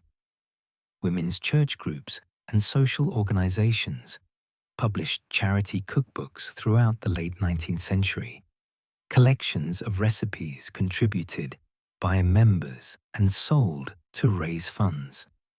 These cookbooks documented actual cooking practices, not idealized recipes from professional cookbook authors, but the dishes ordinary women actually made for their families and communities. Macaroni and cheese appears regularly in these charity cookbooks from the 1870s onward, evidence that it had become part of everyday American cooking. Regional variations were emerging by the late 19th century. Southern cooks, with their tradition of elaborate baked dishes, created particularly rich versions of macaroni and cheese, often incorporating multiple cheeses and using more eggs to create a custard-like binding. New England versions tended to be simpler, reflecting that region's preference for plainer food. Midwestern versions sometimes included breadcrumb toppings, a Germanic influence from the substantial German immigrant populations in states like Wisconsin and Minnesota. The dish began appearing in institutional settings, not just churches, but also schools, hospitals, and other institutions that fed large numbers of people. Macaroni and cheese made economic sense for institutional kitchens, inexpensive ingredients, straightforward preparation, and broad appeal across ages and backgrounds. A hospital could serve macaroni and cheese to patients, confident that most would find it acceptable, if not necessarily exciting. Yet class distinctions persisted. While middle-class families might serve macaroni and cheese as a side dish or light supper, working-class families still found even factory-produced pasta and cheese a stretch for their budgets. The truly poor, particularly in rural areas, without access to stores carrying manufactured foods, remained largely outside the macaroni and cheese economy. This was still a dish of people with at least some economic security, even as it was no longer a dish exclusively of the wealthy. The quality of late 19th century macaroni and cheese varied enormously depending on ingredients and preparation. A well-made version using good cheese, properly cooked pasta, and careful seasoning could be genuinely delicious. A careless version with overcooked pasta, low-quality cheese, or neglectful preparation could be mediocre at best. Contemporary descriptions suggest both extremes existed, with most preparations falling somewhere in between. By 1900, macaroni and cheese had completed a remarkable transformation. From Thomas Jefferson's expensive imported delicacy, it had become a recognized American dish, appearing in cookbooks across the country, served in homes from New England to the Midwest, prepared by middle-class housewives with ingredients purchased from local stores. It wasn't yet the iconic American comfort food it would become. That development required the 20th century. But the foundation had been laid. Industrialization had made the ingredients accessible. Immigration had brought pasta expertise to America. Railroads had created national distribution networks, and cookbooks had democratized recipes. The stage was set for the next century's developments, which would transform macaroni and cheese from middle-class staple to national institution. The early 20th century brought a new kind of expert into American kitchens, the home economist. These scientifically trained professionals, overwhelmingly women, approached cooking not as traditional craft or culinary art, but as applied science. They analyzed nutrition, calculated costs, measured efficiency, and promoted rational meal planning. Their influence on American foodways was profound, and macaroni and cheese became one of their favorite dishes, economical, nutritious, and amenable to standardization. The home economics movement emerged from progressive era reform impulses. Reformers believed that applying scientific principles to domestic life could improve health, reduce waste, and elevate household management from intuitive tradition to professional practice. Universities established home economics departments in the 1890s and early 1900s. The federal government created the Office of Home Economics within the Department of Agriculture in 1915. Home economists worked as teachers, researchers, and advisors, reaching American women through schools, universities, extension services, and popular publications. These home economists saw macaroni and cheese as nearly ideal food. It provided protein from cheese, carbohydrates from pasta, and could incorporate milk for additional nutrition. It was economical. Even working-class families could afford the ingredients. It was efficient. Preparation required no specialized skills or equipment. It was adaptable. The basic formula could be varied with different cheeses, seasonings, or additions.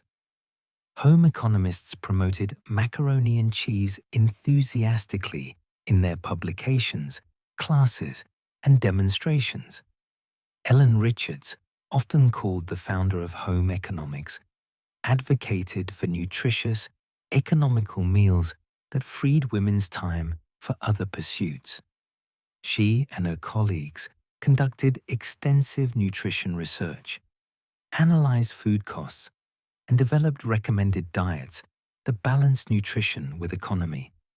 Macaroni and cheese appeared regularly in their sample meal plans. A 1909 Home Economics Bulletin from Cornell University included macaroni and cheese among recommended dishes for economical yet nutritious family meals, noting that it provided complete protein at a fraction of the cost of meat. The movement's emphasis on standardization transformed recipe writing. Earlier cookbooks often gave vague instructions.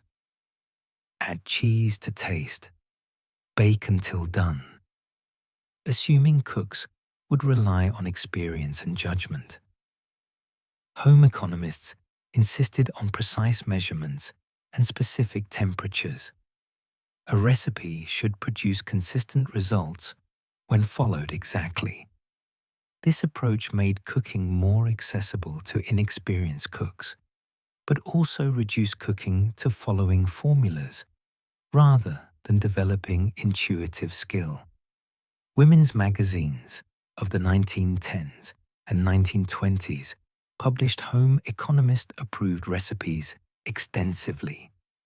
Ladies' Home Journal, Good Housekeeping, and Woman's Home Companion reached millions of American women, offering advice on everything from childcare to household management to cooking. Their recipe columns featured standardized, tested recipes with exact measurements. Macaroni and cheese appeared frequently, presented as reliable, economical family fare. These magazine recipes showed remarkable uniformity. Most called for 1 pound of macaroni, 1 pound of cheese, milk or cream, butter, and sometimes eggs. The method rarely varied. Boil macaroni, layer, or mix it with grated cheese and dairy. Bake until golden. Variations existed, but within narrow parameters. Some recipes added breadcrumbs on top. Some included a bit of mustard. Some called for cooking the macaroni in milk rather than water. The basic template was becoming standardized. World War I accelerated these trends dramatically. The federal government, through the U.S. Food Administration, headed by Herbert Hoover, promoted food conservation to ensure adequate supplies for American troops and European allies. "Food will win the war" became a slogan plastered on posters and repeated in newspapers. Americans were urged to observe meatless Tuesdays and wheatless Wednesdays to reduce consumption of foods needed for the war effort and to avoid waste. Macaroni and cheese fit perfectly into wartime food economy. It was meatless, making it suitable for meatless days. It was economical, stretching expensive cheese with cheaper pasta. It was filling, satisfying hungry families without depleting scarce resources. Government publications and home economists promoted it as patriotic eating, nourishing one's family while supporting the war effort. The Food Administration published recipe pamphlets distributed through schools, libraries, and government offices. These pamphlets included numerous macaroni and cheese variations, emphasizing the dish's economy and nutrition. One pamphlet noted that a macaroni and cheese dinner cost approximately 1/3 what a meat-based meal would cost, while providing comparable nutrition. For families struggling with wartime inflation, food prices rose sharply during the war years. This economic argument carried weight. Victory gardens, promoted by the government to increase food production and reduce demand on commercial agriculture, became another patriotic activity. Millions of American families planted gardens, growing vegetables that reduced their need to purchase produce. Macaroni and cheese could easily incorporate garden vegetables, tomatoes, onions, or other produce, stretching the dish further and adding nutrition. Recipes from this period sometimes suggested adding garden vegetables to macaroni and cheese, creating complete one-dish meals. Settlement houses in immigrant neighborhoods used cooking classes to teach Americanization along with practical skills. These institutions, established by middle-class reformers to help immigrants adapt to American life, offered English classes, childcare, and domestic training. Cooking classes featured prominently, teaching immigrant women to prepare American foods using American methods and ingredients. Macaroni and cheese appeared regularly in settlement house cooking curricula. For instructors, it represented ideal Americanization food, economical, nutritious, and distinctly American in its preparation style, despite pasta's Italian origins. The baked, casserole-style American macaroni and cheese differed markedly from Italian pasta preparations, and teaching immigrant women to prepare it the American way was seen as teaching American culture through food. The irony here shouldn't be missed.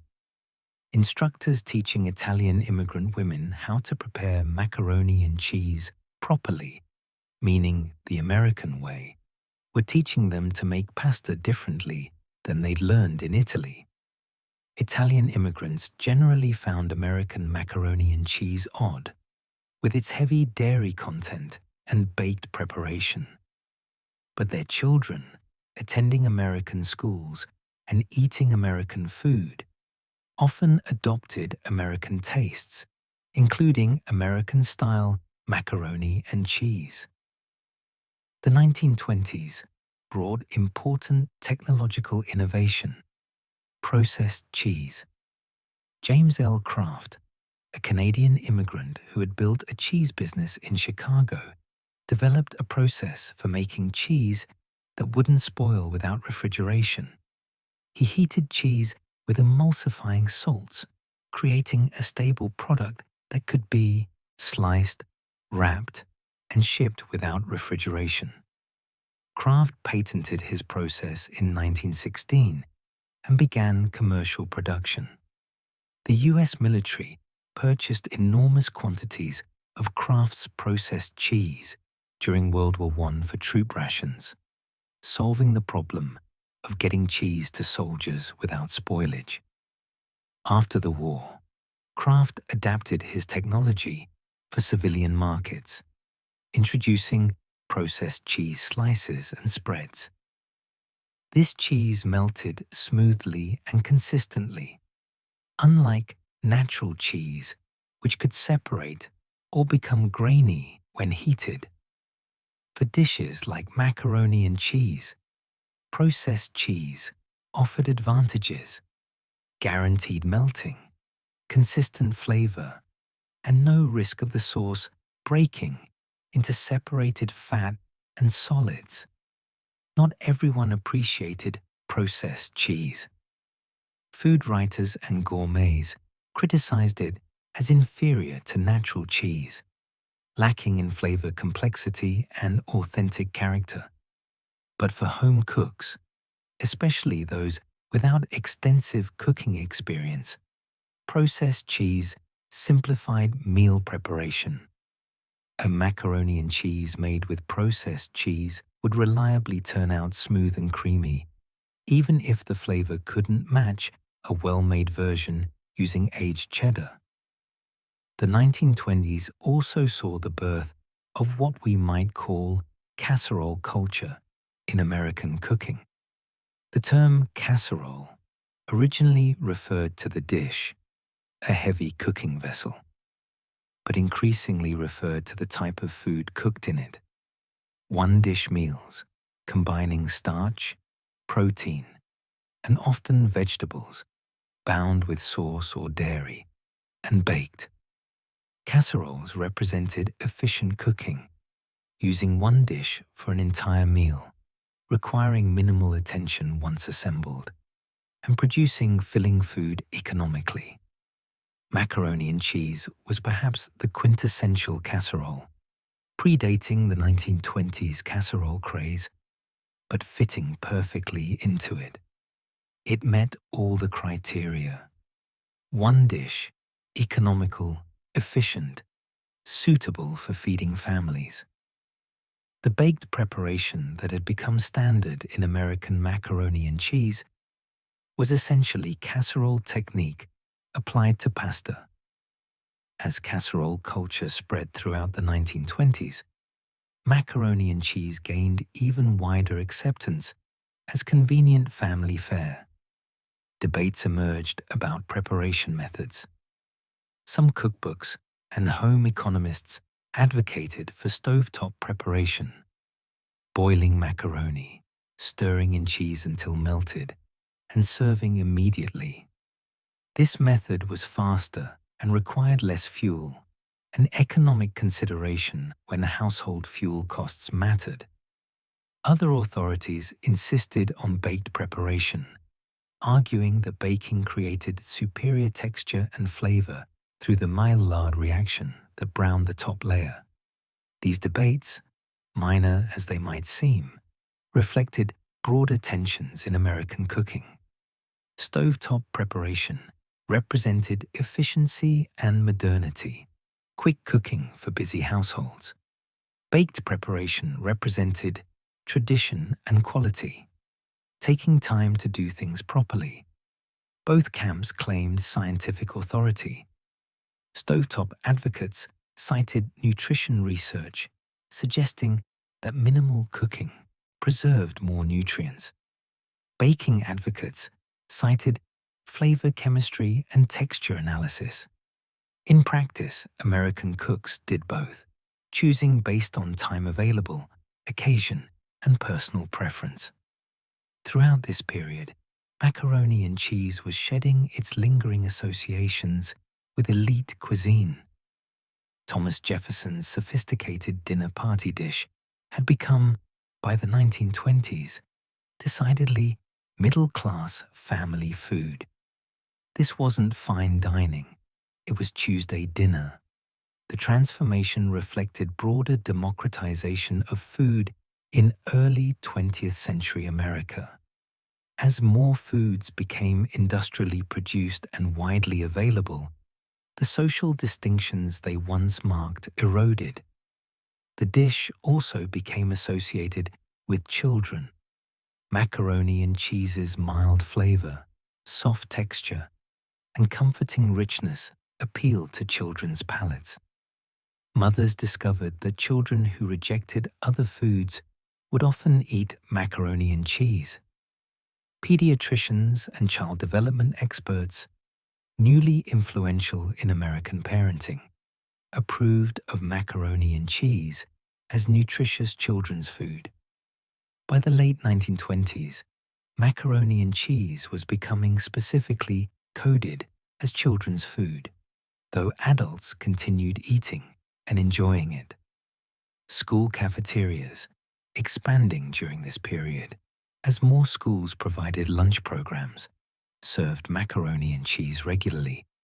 It was economical for institutional budgets, easy to prepare in quantity, and reliably accepted by children. For many American children, school lunch, macaroni and cheese became their standard reference point for what the dish should taste like. Not their mother's home recipe, but the institutional version prepared in school cafeterias. By 1930, macaroni and cheese had become thoroughly embedded in American food culture. Home economists had validated it scientifically as nutritious and economical. The wartime experience had demonstrated its utility for feeding families under resource constraints.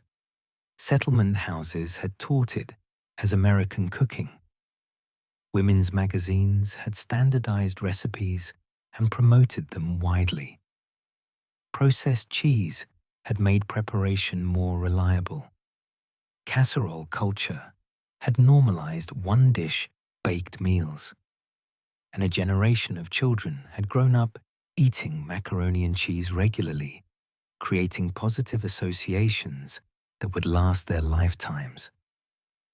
The stage was now set for the development that would make macaroni and cheese truly ubiquitous in American life. Convenience packaging.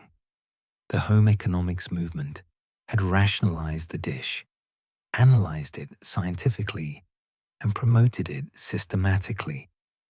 What remained was to package it in a form that would make it even more accessible, even more economical, and even faster to prepare. That innovation was coming, and it would transform macaroni and cheese from family staple to cultural icon. The Great Depression transformed how Americans thought about food. When millions lost their jobs and family incomes plummeted, food purchasing became a calculated exercise in survival economics. Every penny mattered. Waste was inexcusable. Families needed maximum nutrition for minimum cost, and they needed it reliably. Into this environment of desperate frugality, in July 1937, came an innovation that would change American food culture forever. Kraft Macaroni and Cheese Dinner. The product's full name mattered. This wasn't just macaroni and cheese. It was a dinner, a complete meal in a box. The package contained dried macaroni and a packet of powdered cheese everything needed except milk and butter. The price was remarkable. 19 cents for a box that Kraft claimed could feed a family of 4. At a time when a pound of ground beef cost 25 cents and many families were struggling to afford even basic provisions, 19 cents for a complete dinner represented genuine economic relief. The genius of Kraft's innovation lay not in inventing macaroni and cheese — Americans had been eating it for over a century — but in reconceiving it as a packaged convenience product. The company had been experimenting with powdered cheese products since the early 1930s. Kraft already dominated the processed cheese market with its sliced cheese and cheese spreads. Powdered cheese represented the logical extension of cheese processing technology, removing moisture to create a shelf-stable product that would reconstitute when mixed with liquid. The technical challenges were substantial. The cheese powder needed to dissolve smoothly in hot milk and butter, creating a sauce that would coat the macaroni without clumping or separating. It needed to taste recognizably like cheese despite being dehydrated and reconstituted. It needed to remain stable in the package for months without spoiling or losing flavor. Kraft's food scientists solved these problems through careful formulation, using emulsifying salts and other additives to ensure consistent performance. The packaging itself was innovative. The box prominently displayed preparation instructions, simple enough that anyone literate could follow them. Boil the macaroni, drain it, add butter and milk, stir in the cheese powder. 9 minutes from start to finish, as the advertising promised. The box design used bright colors and bold typography to stand out on grocery store shelves. The Kraft name, already associated with quality cheese products, provided brand credibility. Depression economics made the timing perfect. By 1937, the Depression had been grinding on for 8 years. While the worst had passed, unemployment had peaked at 25% in 1933 and had declined to around 14% by 1937. Millions of Americans still struggled. Even families with employed breadwinners watched their budgets carefully, scarred by years of scarcity and uncertain about the future. 19 cents for a complete meal wasn't just cheap, it was transformative. Marketing emphasized economy relentlessly. Kraft's advertising calculated the per-serving cost, compared it favorably to meat-based meals, and stressed the product's value. Make a meal for 4 in 9 minutes for 19 cents became the tagline, repeated in magazine advertisements, on grocery store displays, and in radio commercials. The message was clear. This product solved real problems for struggling families. But Kraft's marketing strategy went beyond simple economy. The company also emphasized nutrition, appealing to mothers' concerns about feeding their families properly, despite limited budgets. Advertisements noted that the dinner provided protein, calcium, and other essential nutrients. This wasn't just cheap food, it was nourishing food. Home economists, whose endorsements carried weight with American women, generally approved of Kraft macaroni and cheese dinner as a reasonable nutritional choice, particularly given its low cost. Speed represented the third pillar of Kraft's marketing. 9 minutes preparation time meant a mother could have dinner on the table quickly, important for working women or for busy households. The convenience appealed across economic classes. Wealthy families might not need to count pennies, But even they appreciated convenience. A household cook or a busy mother could prepare Kraft macaroni and cheese dinner without significant effort or time investment. Initial public reception was mixed. Some consumers embraced the product immediately, grateful for an economical meal solution. Others were skeptical. Powdered cheese? In a box? The very concept struck some people as wrong. Cheese should come in solid form, not as powder. The idea of reconstituting dehydrated cheese seemed unnatural, even slightly suspect. Food snobs dismissed it as inferior to real macaroni and cheese made from scratch with actual cheese. But economic reality overcame skepticism for most families.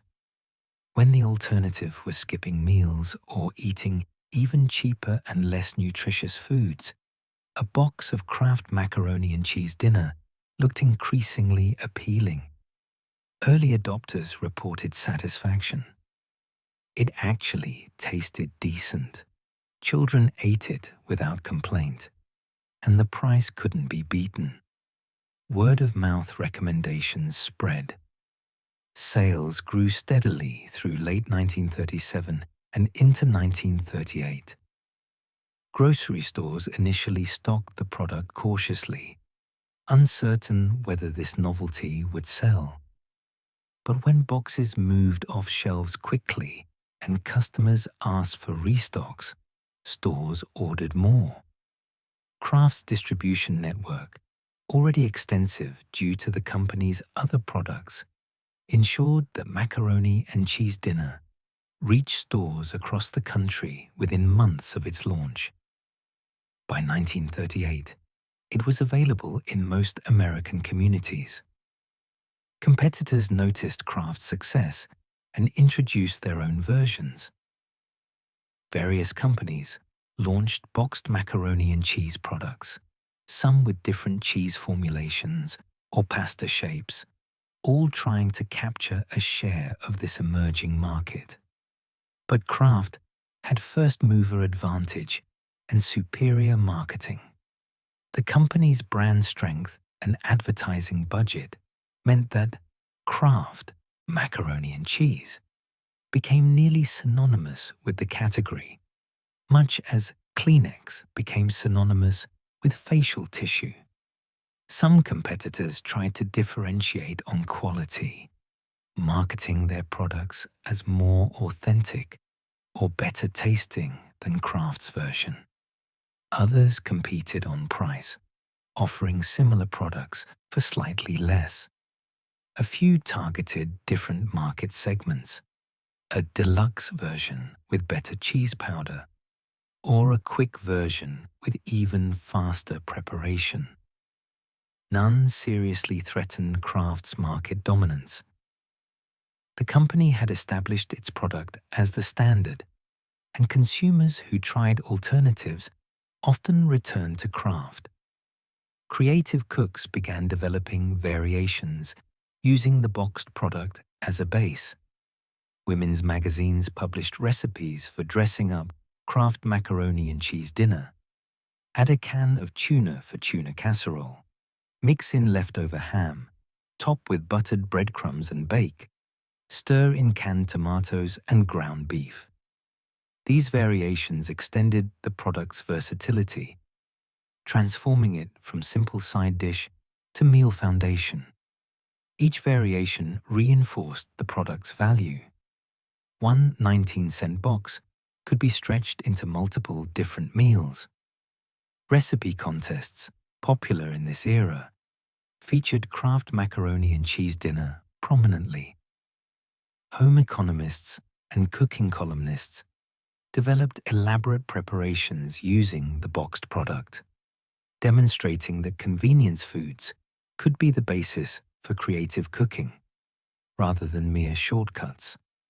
This helped legitimize processed convenience foods generally, suggesting they weren't necessarily inferior to cooking from scratch, but simply represented different approaches suited to modern life. The cultural shift this represented shouldn't be underestimated. Before the Depression, processed foods carried some stigma. Real cooking meant making things from basic ingredients. Women who took pride in their cooking might resist convenience products as admitting inadequacy, but economic necessity eroded this resistance. When feeding one's family required every possible economy, refusing convenient, economical products because of pride seemed foolish. The Depression normalized convenience foods, making them not just acceptable, but actually prudent. Kraft's success with macaroni and cheese dinner encouraged the company to develop other convenience products and emboldened other food companies to pursue similar innovations. If consumers would buy powdered cheese mixed with dried pasta, what else would they buy? The late 1930s and early 1940s saw experimentation with numerous convenience products: cake mixes, instant puddings, dried soup mixes. Some succeeded, others failed, but the general direction was clear. American food culture was moving toward greater convenience and processing. The product also reinforced certain flavor preferences in American palates, particularly children's palates.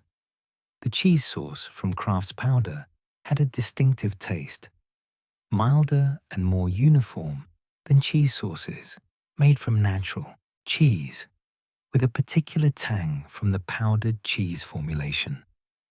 Children who grew up eating Kraft macaroni and cheese dinner often developed strong preferences for exactly that flavor.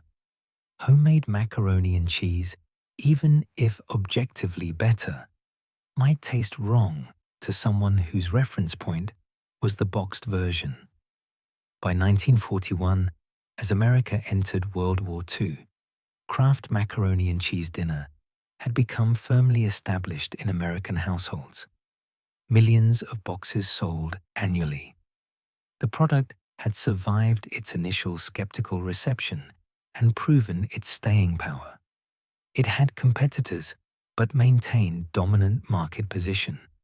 It had transcended its Depression-era origins as desperate economy food to become simply normal food that many families ate regularly.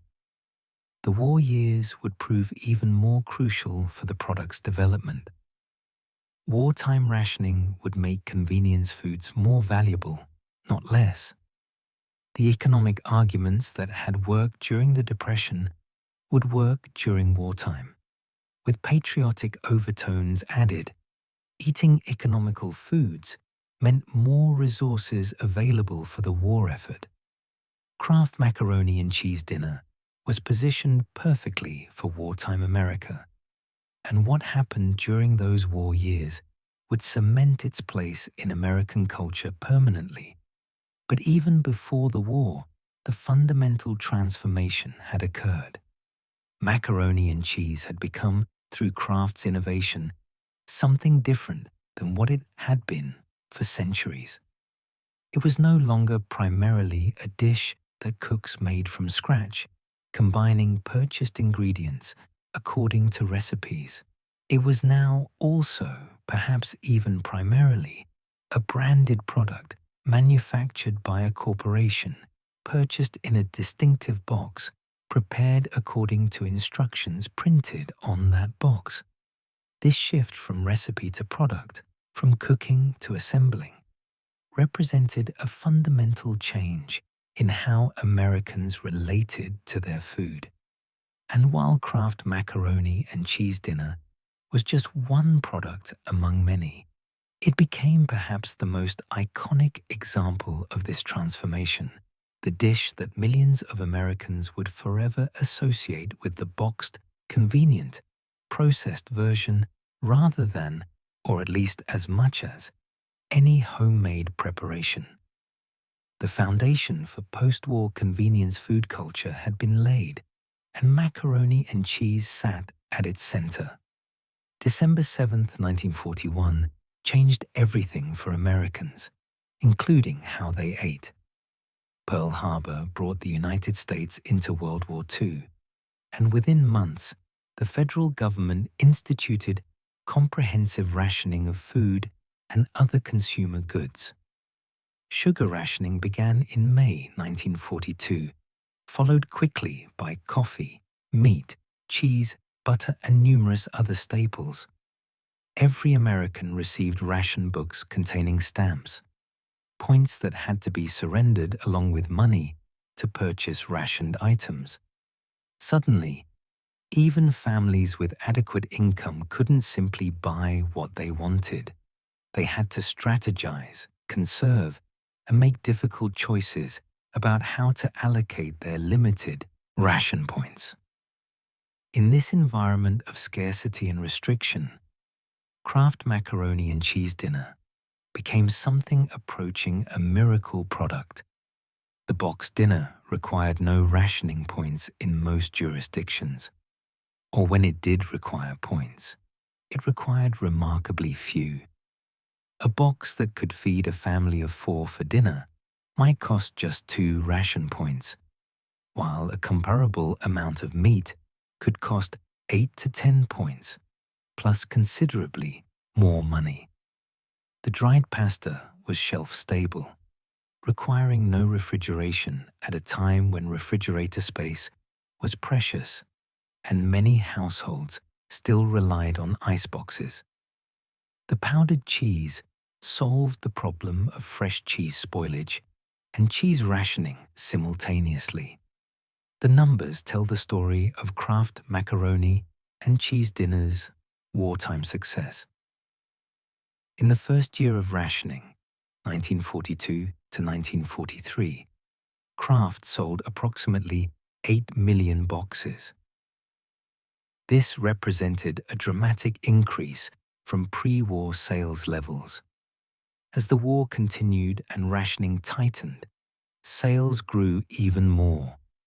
By 1945, Kraft was producing as many boxes as their factories could manufacture, struggling to keep up with demand.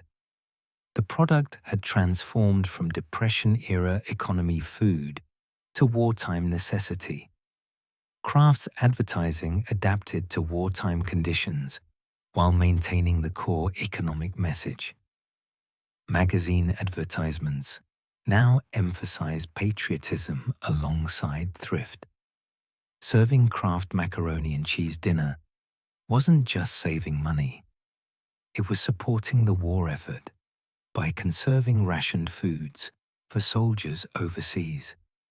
One advertisement showed a mother serving the dish to her children with the caption, "I'm doing my part." The implication was clear. Choosing Kraft Macaroni and Cheese Dinner was a form of patriotic sacrifice, or at least patriotic efficiency. Interestingly, the military itself made little use of Kraft Macaroni and Cheese Dinner. Armed Forces Food Service preferred foods that could be prepared in bulk for large groups, and military kitchens had the equipment and personnel to prepare macaroni and cheese from basic ingredients. The boxed product's advantages, convenience for home cooks, small package size, weren't advantages in military contexts. Kraft Macaroni and Cheese Dinner was a home front food, sustaining American families while their soldiers ate different rations. The home front context was crucial. Millions of women entered the workforce during the war, taking jobs in factories, shipyards, and offices to replace men who had enlisted or been drafted. These women worked long hours at physically demanding jobs, then returned home to families who still needed dinner. The 9-minute preparation time of Kraft Macaroni and Cheese Dinner became even more valuable when mother had worked a full shift. building airplanes or assembling munitions. Quick, easy dinners weren't just convenience. They were necessity. Rosie the Riveter needed fast dinner solutions, and Kraft provided one. The company understood this market and targeted advertising accordingly. Advertisements appeared in publications read by working women, emphasizing time-saving benefits alongside economy and patriotism. A woman who could get dinner on the table quickly after a long work shift wasn't failing as a homemaker. She was succeeding as both worker and mother, managing dual responsibilities with efficiency. The wartime period also saw remarkable creativity in how home cooks used Kraft macaroni and cheese dinner. Women's magazines, government publications, and community recipe exchanges featured countless variations, all aimed at stretching rationed ingredients further while providing variety. The basic boxed dinner became a foundation for elaboration, a canvas for whatever ingredients a cook could obtain. Canned tuna mixed into Kraft's macaroni and cheese created tuna casserole, a complete protein-rich meal using two shelf-stable products. This combination became so popular it achieved its own identity as a distinct dish, even though it was fundamentally just enhanced mac and cheese. Spam, the canned meat product that became ubiquitous during the war, could be diced and stirred into the prepared dinner, adding protein and stretching the meal further. Canned peas or corn added vegetables and color. Hot dogs, less rationed than other meats, became another common addition. Sliced hot dogs mixed with Kraft macaroni and cheese created a meal children particularly enjoyed. Two kid-friendly foods combined. This preparation became so standard that many Americans who grew up during the war years considered hot dogs and mac and cheese a natural pairing, not an improvised wartime solution, but simply how the dish was supposed to be made. Some variations were more ambitious. Creative cooks made casseroles by preparing the boxed dinner, mixing in whatever extras they had available, topping with breadcrumbs and baking. The baking added texture and helped bind diverse ingredients together. Victory Garden vegetables, tomatoes, onions, peppers could be incorporated, making the dish more nutritious and using homegrown produce that didn't require ration points. Recipe pamphlets distributed through schools and community organizations documented these variations, effectively crowdsourcing creativity in the face of scarcity. A technique one cook discovered could be shared with her neighbors, then published in a church newsletter or community recipe collection, spreading knowledge through informal networks. This collective creativity helped maintain morale. Families weren't just enduring rationing passively, but actively adapting and finding ways to create satisfying meals despite limitations. The emotional dimensions of food during wartime shouldn't be underestimated. These were anxious years. Families had sons, husbands, fathers, brothers overseas in combat. News from the front brought both hope and dread. The home front experienced its own stresses. Long work hours, shortages of everything from gasoline to shoes, constant worry about loved ones. In this context, food became more than nutrition. It became comfort, normalcy, a small, reliable pleasure in uncertain times. Kraft macaroni and cheese dinner, for many families, became associated with this wartime experience in deeply personal ways. It was the dinner mother made on nights when she was too tired from factory work to cook anything more elaborate. It was what children ate while waiting nervously for letters from father overseas. It was the familiar, reliable constant when so much else was uncertain. These emotional associations, formed during wartime stress, would last long after the war ended. Children who grew up during the war years developed particularly strong connections to the dish. Childhood food memories are powerful under any circumstances. But memories formed during extraordinary times, war, scarcity, family separation, carry extra emotional weight. For these children, Kraft macaroni and cheese dinner wasn't just food. It was a taste of childhood, a connection to a specific time and place, a trigger for complex memories of both difficulty and family resilience. The war also normalized convenience foods in ways that would have lasting effects. Before the war, some stigma still attached to convenience products. They might be acceptable as occasional shortcuts, but serious cooking meant starting from scratch. The war erased this stigma. When everyone was using convenience products out of necessity, when government agencies were promoting them as patriotic choices, when community leaders and home economists were developing creative uses for them, convenience foods became fully legitimate. This normalization extended beyond Kraft macaroni and cheese dinner to convenience foods generally. Canned soups, instant puddings, cake mixes. All these products gained acceptance during the war years.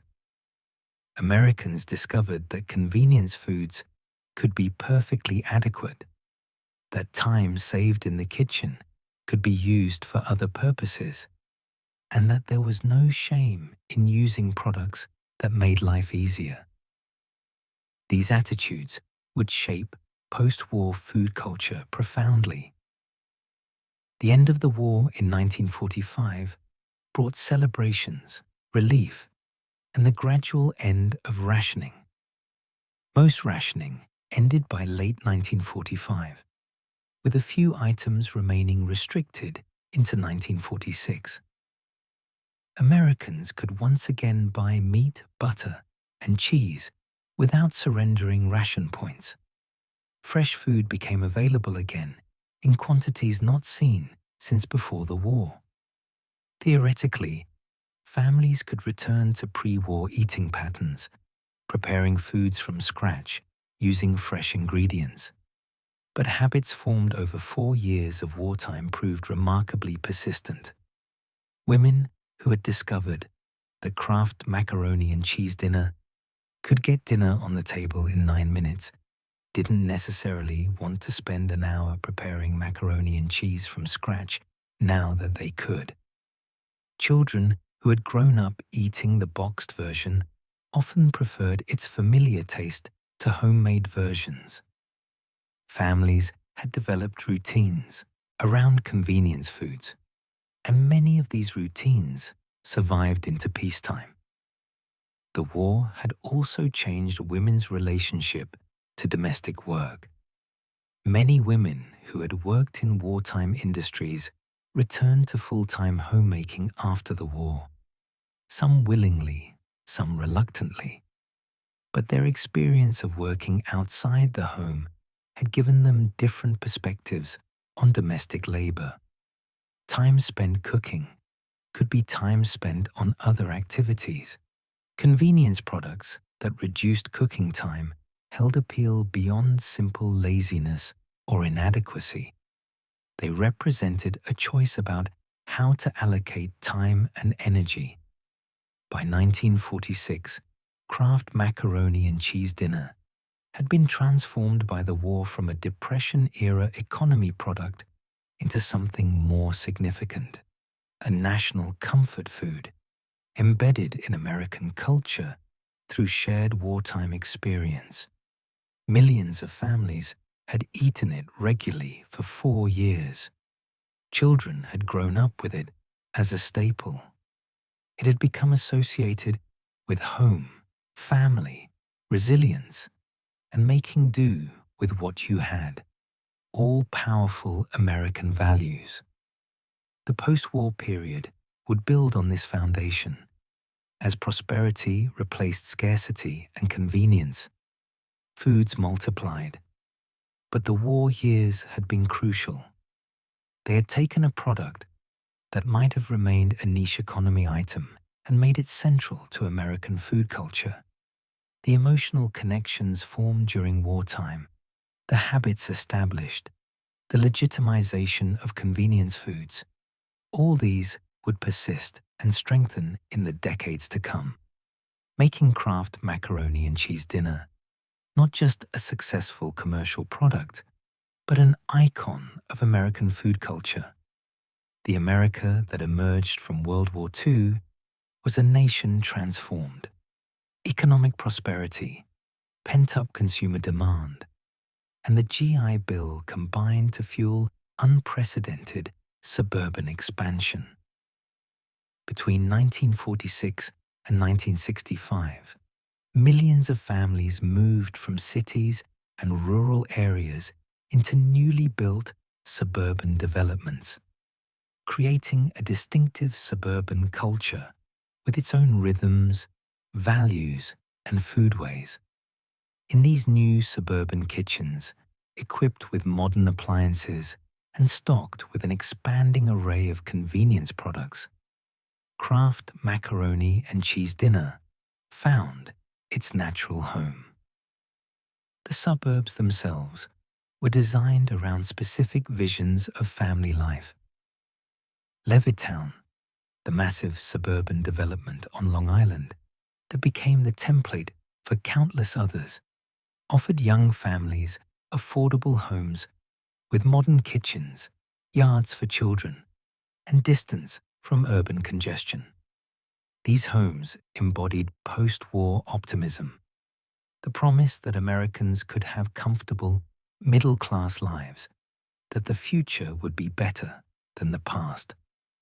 The kitchens in these homes were spaces of aspiration, showcasing modern appliances and reflecting contemporary ideas about efficient household management.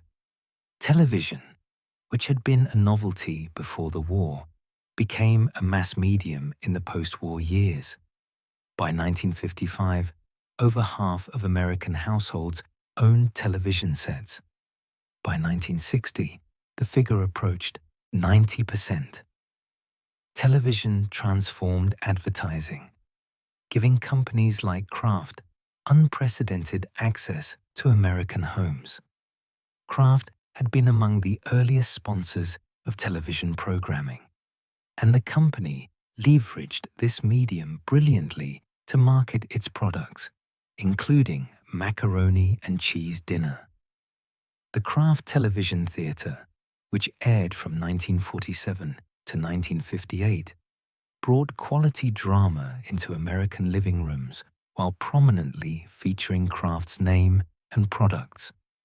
Commercial breaks showcased Kraft products with professional production values that made convenience foods look not just acceptable, but aspirational. A mother preparing Kraft macaroni and cheese dinner in a television commercial wasn't struggling or cutting corners. She was being modern, efficient, smart.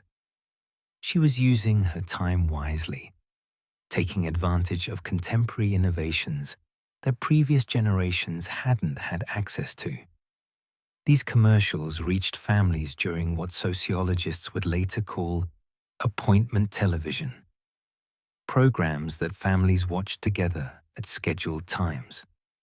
Parents and children viewing the same commercials meant that product awareness and desire spread across generations simultaneously. Children saw colorful presentations of Kraft macaroni and cheese dinner and asked their mothers to buy it. Mothers saw the product positioned as modern, convenient family food and added it to shopping lists. The baby boom generation, those 76 million Americans born between 1946 and 1964, grew up with Kraft macaroni and cheese dinner as a dietary staple. For many baby boomers, the blue box became an iconic childhood image, as recognizable as their favorite toys or television shows. The dish appeared on dinner tables weekly, sometimes more often. School cafeterias served it regularly. Friends' houses had it. Its ubiquity meant that entire generation developed shared food memories centered on this one product. These childhood experiences created lasting preferences. The specific taste of Kraft's cheese powder, the particular texture of their elbow macaroni, the exact shade of orange-yellow the prepared dish turned. All these became reference points. Baby boomers, who later encountered fancy macaroni and cheese at restaurants, or homemade versions their own children prepared, often found themselves nostalgic for the boxed version they'd grown up with. It wasn't necessarily better, but it was correct. It was how macaroni and cheese was supposed to taste, because that's how it had tasted in childhood. The product also became linguistically embedded in American culture during this period. Kraft dinner emerged as common shorthand, particularly in casual speech. "We're having Kraft dinner tonight" required no explanation. Everyone knew what that meant. In Canada, KD became even more universally recognized, achieving something approaching national dish status. The brand name became the generic term, a marketer's dream and a testament to the product's cultural penetration.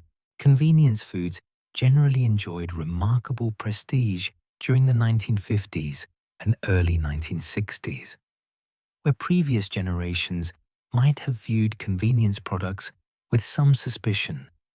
Post-war Americans embraced them as symbols of progress and modernity. Frozen dinners, instant coffee, cake mixes, canned soups, these weren't inferior substitutes for real food, but rather evidence of American innovation and efficiency. A kitchen stocked with convenience foods was a modern kitchen, and modernity was unambiguously positive in the cultural mindset of the period. This attitude reflected broader post-war optimism about technology and progress. If science and industry had won the war, developed miracle drugs like penicillin, and were now promising atomic energy and space travel, surely they could also improve food. Convenience foods represented applied food science, chemistry, and engineering making life better. The fact that these foods were processed, that they bore little resemblance to ingredients in their original forms, wasn't concerning. It was the point. Processing represented progress. Women's relationship to these convenience foods was complex. On one hand, products like Kraft macaroni and cheese dinner genuinely saved time and labor, reducing the burden of meal preparation that fell almost entirely on women's shoulders. On the other hand, the marketing of these products often reinforced traditional gender roles, depicting women's proper sphere as the home and kitchen, just a more efficient, modern version than their grandmothers had known.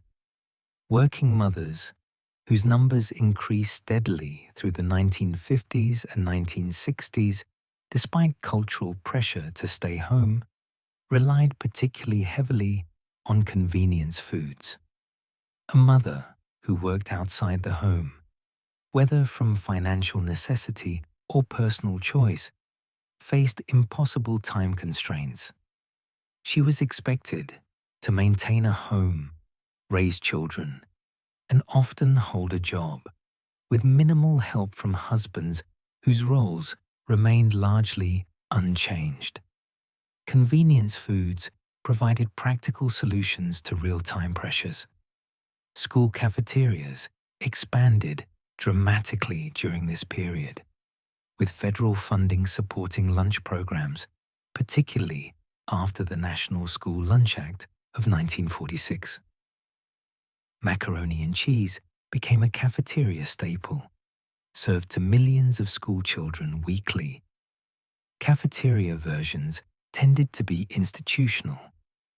Large batches, prepared efficiently, usually baked, often somewhat dry or overcooked. Quality varied enormously depending on cafeteria budgets and staff skill, but consistency of presence mattered more than consistency of quality. School lunch macaroni and cheese became a shared experience for American children. Despite the dominance of the boxed product, regional variations in homemade macaroni and cheese persisted and even strengthened during this period. Southern cooks, particularly African American cooks, maintained traditions of elaborate baked macaroni and cheese that bore little resemblance to the stovetop, boxed version. These Southern versions often used multiple cheeses, incorporated eggs to create custard-like binding, and were baked until the top formed a golden, slightly crispy layer. They appeared at church suppers, family gatherings, and holiday meals, special occasion food that showed care and skill. These Southern preparations represented culinary tradition that predated the boxed product and persisted alongside it. A Southern family might eat Kraft macaroni and cheese dinner on weeknight evenings, but serve homemade baked macaroni and cheese at Sunday dinner. The two versions served different purposes. One was convenience food for ordinary days. The other was celebration food that demonstrated investment of time and attention. Both were macaroni and cheese, but they occupied different cultural and culinary spaces. Northern preparations, when homemade, tended toward simpler stovetop versions. Make a cheese sauce, cook pasta, combine, serve. These versions were closer in spirit to the boxed product, emphasizing efficiency over elaboration.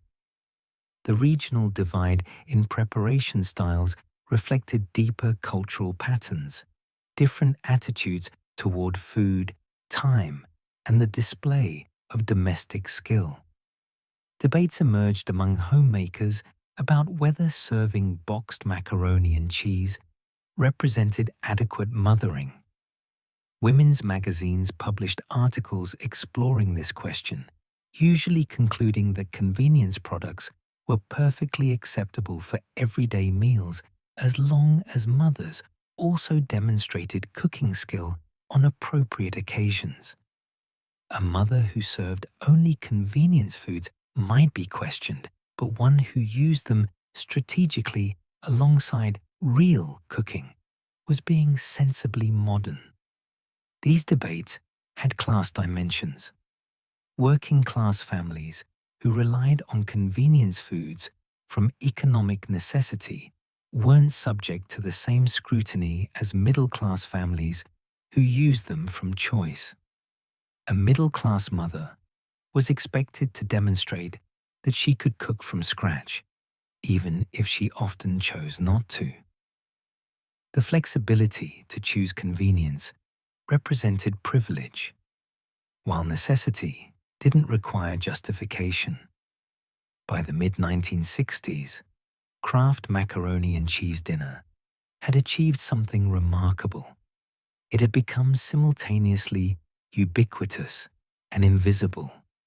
It was everywhere, in grocery stores, home pantries, school cafeterias, television commercials, but its very familiarity meant it faded into the background of American life. It wasn't exotic or special. It was simply ordinary, part of the fabric of everyday American eating.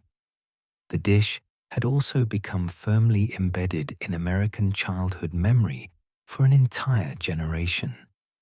Baby boomers carried with them powerful associations. The blue box on the shelf, mother preparing dinner while they watched cartoons, the smell of cheese powder mixing with hot pasta, the taste that meant home and family and childhood. These memories would last lifetimes, influencing food preferences, parenting choices, and cultural attitudes decades later. The post-war period had taken the foundation laid in earlier decades and built something permanent. The Depression had introduced the product. The war had established it as necessity. But the prosperous post-war years made it cultural institution. It had become part of how Americans understood themselves, their families, and their food. The transformation from Italian recipe to American icon was complete. What came next? The countercultural questioning of convenience foods, the gourmet revival, the renewed interest in scratch cooking, would complicate but not fundamentally alter what had been established. Kraft macaroni and cheese dinner had become, for better or worse, permanently American. The period from 1965 to 1985 was one of profound social transformation in America, and food culture both reflected and participated in these changes. The certainties of the 1950s gave way to questioning, protest, and cultural fragmentation. The counterculture challenged mainstream values. The women's movement questioned traditional gender roles.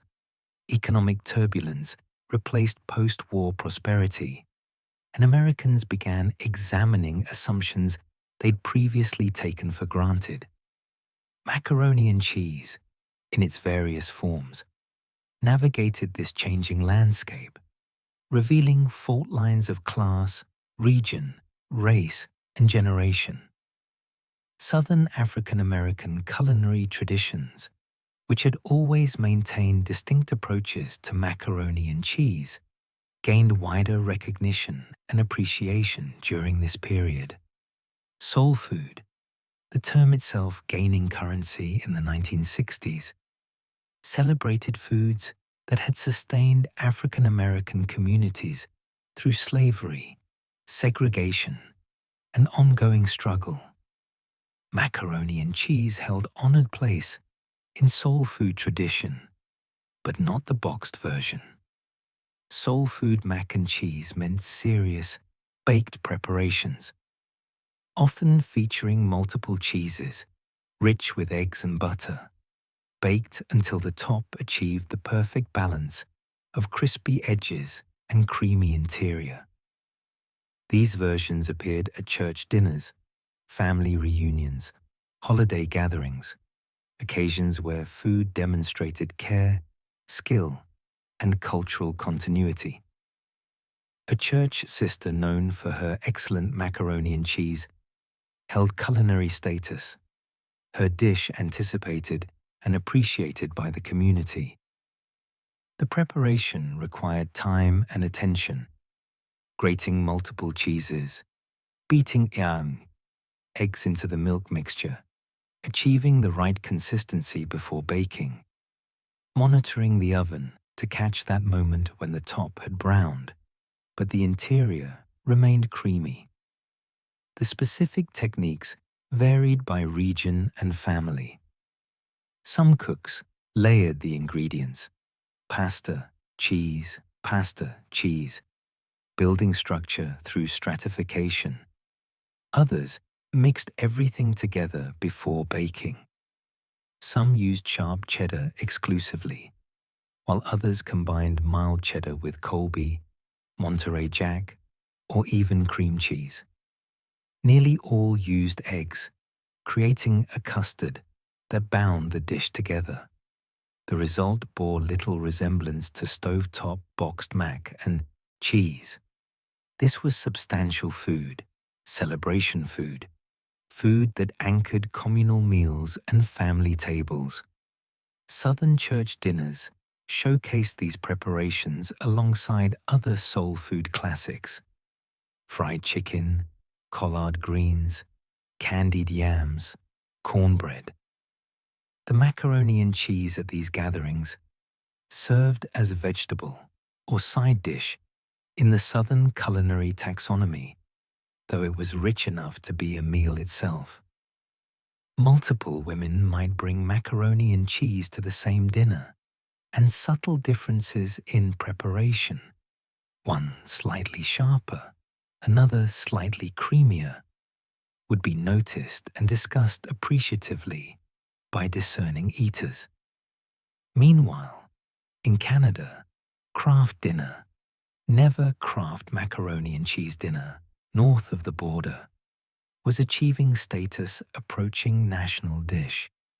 Canadians consumed more Kraft Dinner per capita than Americans, a statistic that became source of both pride and self-deprecating humor.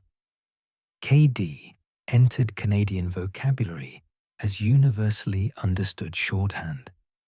The blue box, with its slightly different packaging, became Canadian cultural icon, referenced in songs, films, and literature. Canadian attachment to KD had roots in post-war experience, similar to America's, but intensified by factors specific to Canadian context.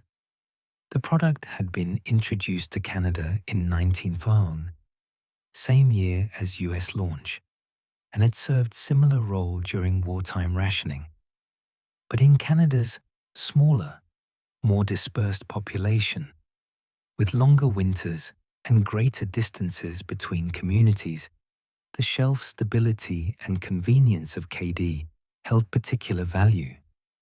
It became comfort food associated with home, childhood, and specifically Canadian identity, a way of distinguishing Canadian food culture from American, despite surface similarities.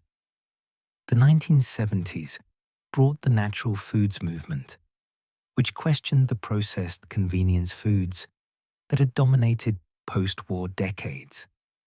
Influenced by countercultural values and growing environmental consciousness, natural foods advocates urged return to whole, minimally processed ingredients.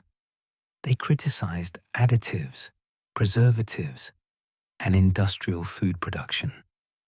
Kraft macaroni and cheese dinner, with its powdered cheese and long ingredient list of chemicals most people couldn't pronounce, became symbolic of everything wrong with modern food. Cookbooks aligned with natural foods. Philosophy explicitly rejected convenience products. The Moosewood Cookbook, published in 1977 and enormously influential among natural foods enthusiasts, included a recipe for homemade macaroni and cheese made from scratch with real cheese, whole wheat pasta, and no processed ingredients.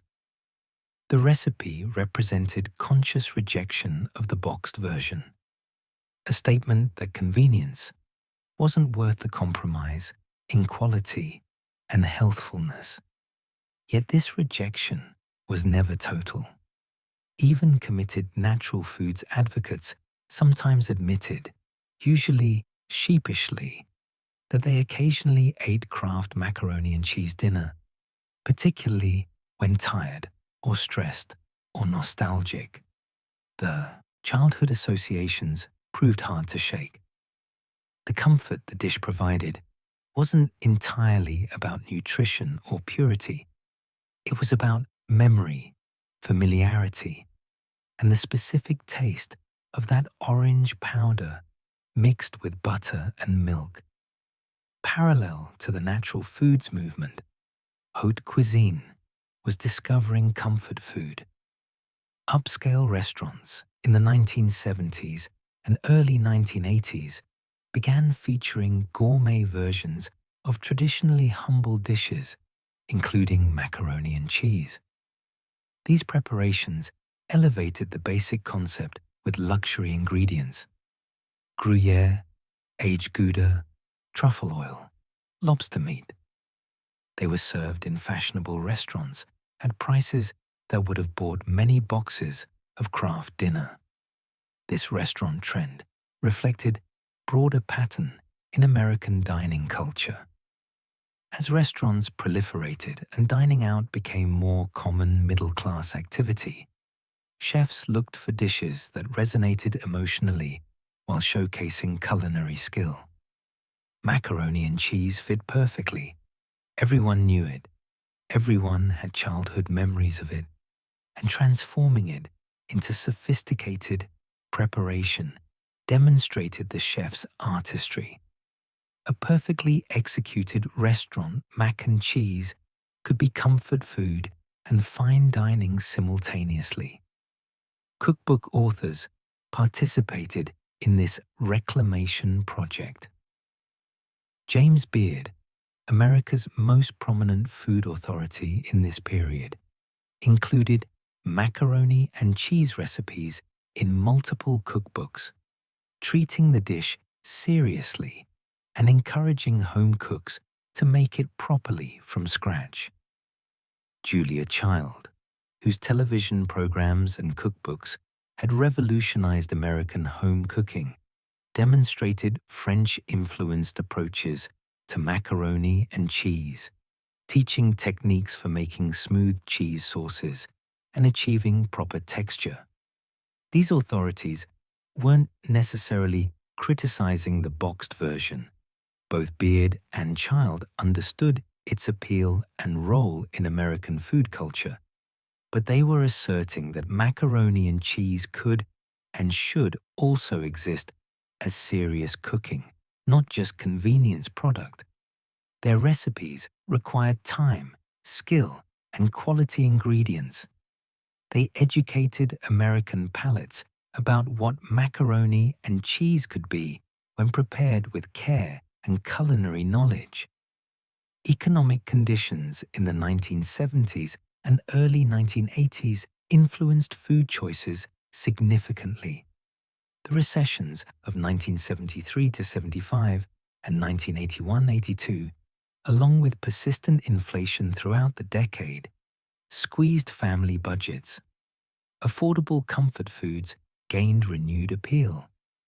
Kraft macaroni and cheese, dinner's economy, still less than $1 per box through much of this period, made it attractive to families watching expenses.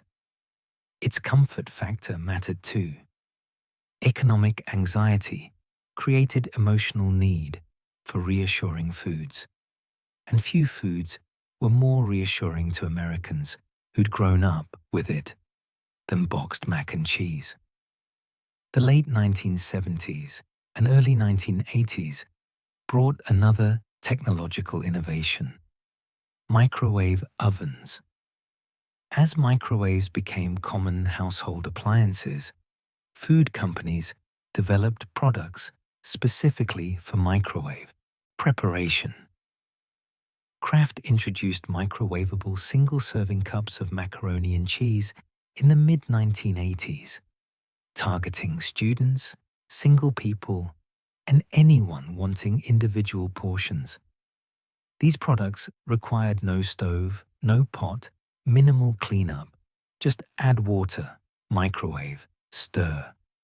The single-serving format reflected changing household demographics. More Americans living alone, delayed marriage, increased divorce rates, and smaller families meant growing market for individual portions. The microwave cups served this market while also appealing to children who could prepare their own meals with minimal supervision. A 10-year-old couldn't safely use a stove, but could operate a microwave with minimal risk. Generational divides over macaroni and cheese became increasingly apparent during this period.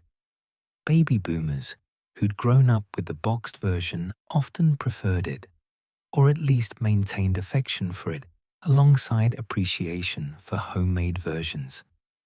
Their parents, who remembered pre-Kraft mac and cheese, sometimes viewed the boxed product with skepticism or dismissed it as inferior to real macaroni and cheese. Younger generation, Gen X children growing up in the 1970s and early 1980s, were forming their own relationships with the dish, often eating both boxed and homemade versions in different contexts. These generational differences mapped onto broader cultural tensions about authenticity, convenience, and values. Was the boxed version real macaroni and cheese, or was only homemade real? Did choosing convenience mean laziness or pragmatism? Did insisting on homemade mean dedication or pretension? These questions didn't have objective answers, but revealed underlying assumptions about food, family, and proper domestic behavior. Regional variations persisted and in some ways intensified during this period. The contrast between southern baked traditions and northern stovetop preparations remained sharp. Midwestern variations emerged, sometimes incorporating local ingredients, like Wisconsin's abundant cheese varieties.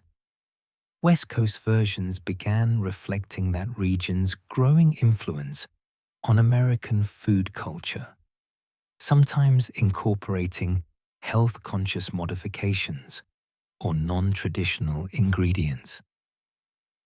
The soul food mac and cheese tradition gained recognition in mainstream food culture during these years, though recognition didn't always mean understanding or respect.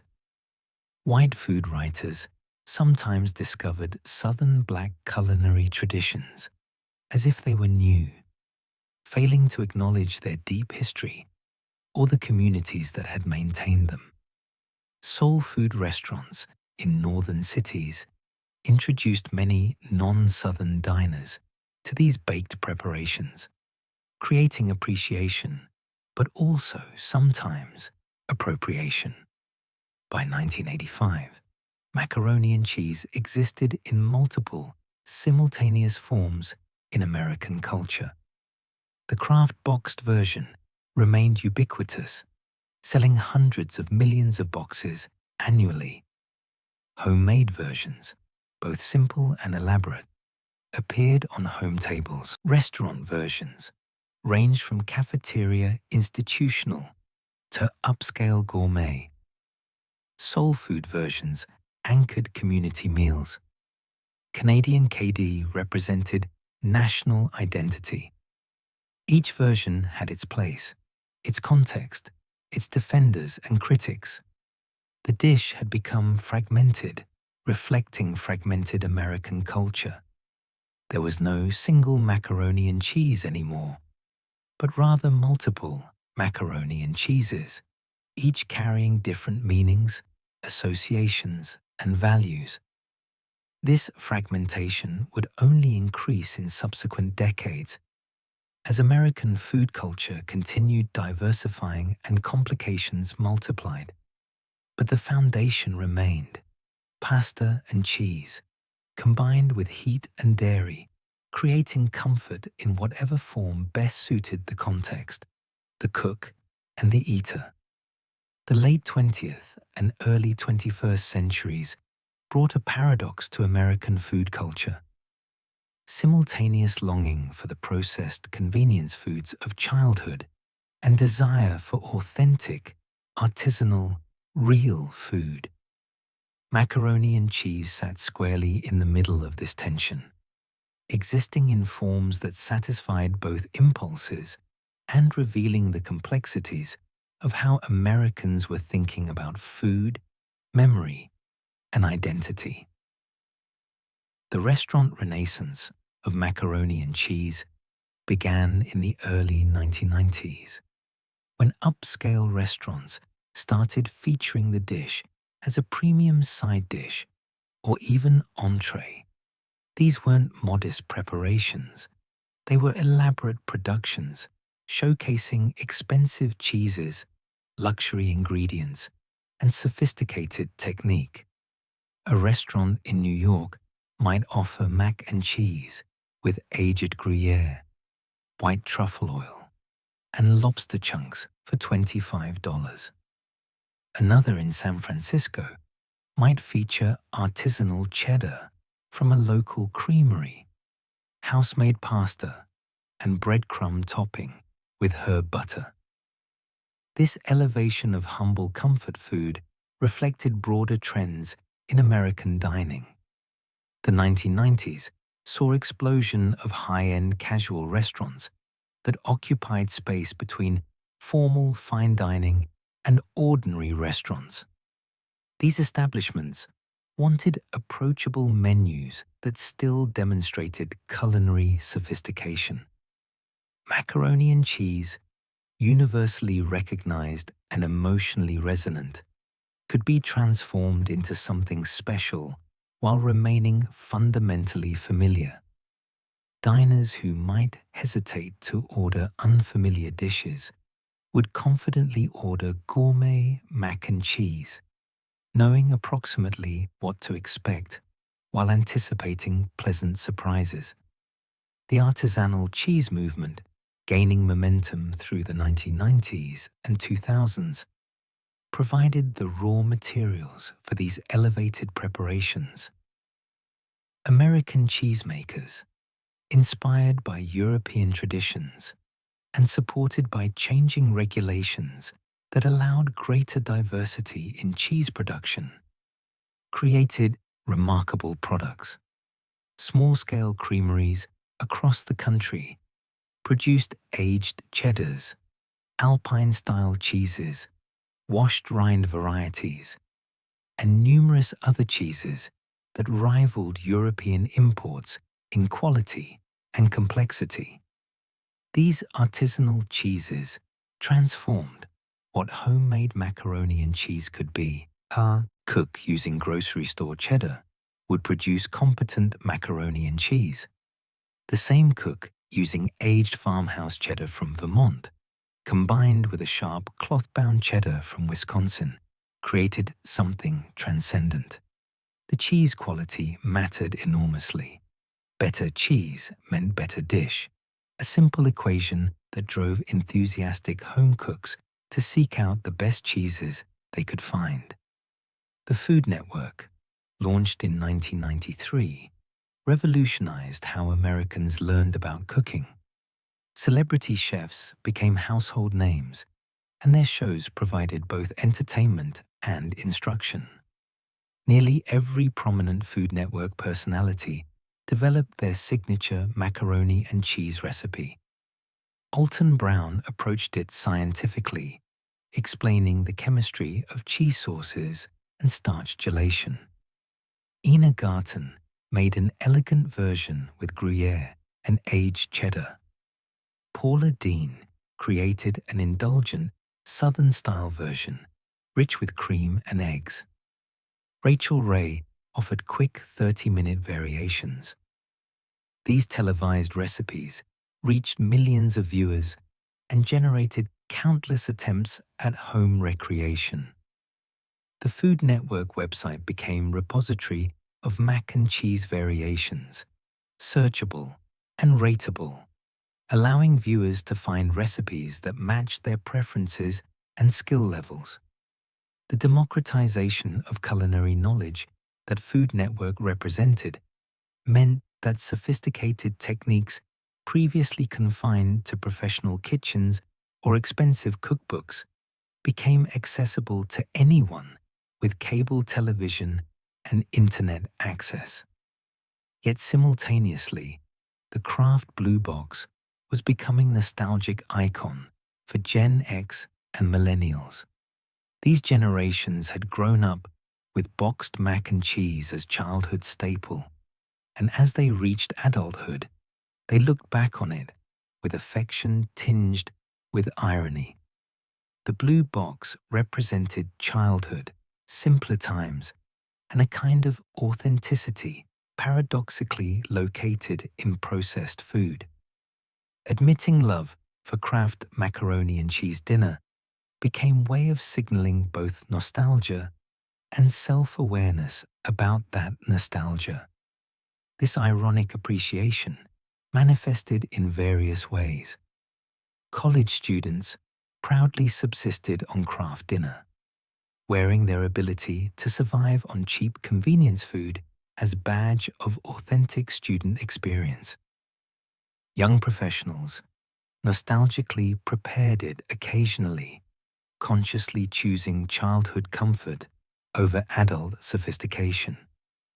The product appeared in popular culture references, songs, television shows, films, as shorthand for various concepts: poverty, childhood, simplicity, American identity. The market responded to changing sensibilities with new product variations. Annie's Homegrown, founded in 1989, offered organic macaroni and cheese in boxes that deliberately resembled Kraft's, but featured a bunny mascot instead and promised natural ingredients. The cheese powder came from organic dairy, the pasta from organic wheat, and no artificial colors or preservatives appeared on the ingredient list. Annie's targeted parents who wanted convenience, food, but felt guilty about giving children heavily processed products. Other companies launched similar natural or organic boxed mac and cheese products through the 1990s and 2000s. These products cost more than Kraft, sometimes twice as much, but offered psychological relief to parents negotiating between convenience and values. A mother could give her children boxed mac and cheese without the guilt, theoretically getting convenience without compromising on ingredients. Whether these products were meaningfully healthier or simply more expensive marketing remained debated, but they sold successfully to substantial market segment. Regional restaurant chains specializing in macaroni and cheese variations emerged in the 2000s. These establishments offered customizable mac and cheese. Customers chose their pasta shape, cheese blend, and mix-ins from extensive lists. Want penne with smoked Gouda, bacon, and jalapenos? Done. Prefer shells with 4 cheese blend and truffle oil? Available. These chains turned mac and cheese into canvas for personal expression, reflecting broader cultural emphasis on customization and individual choice. College students maintained special relationship with macaroni and cheese throughout this period. The combination of extreme affordability, minimal cooking skill required, and nostalgic comfort made boxed mac and cheese ideal college food. Students developed elaborate systems of augmentation. Add hot dogs, tuna, frozen vegetables, hot sauce, whatever the dorm pantry contained, stretching one box into something approaching adequate nutrition. These improvisations, shared among students and eventually documented online, created a folk cuisine of college mac and cheese variations. The comfort food trend in fine dining peaked in the mid-2000s, when seemingly every upscale restaurant featured at least one elevated comfort food dish. Macaroni and cheese appeared so frequently on high-end menus that it became cliché, prompting backlash. Food critics began complaining about truffle mac and cheese as lazy, obvious pandering to diners who wanted familiar food with luxury ingredients. Some restaurants responded by removing mac and cheese from menus or reconceptualizing it in unexpected ways.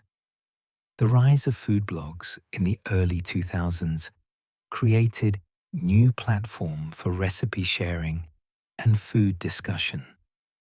Home cooks published their mac and cheese recipes online, complete with photographs documenting each step. These blogs democratized food media further. You didn't need Food Network show or published cookbook to share your recipes and techniques with audience.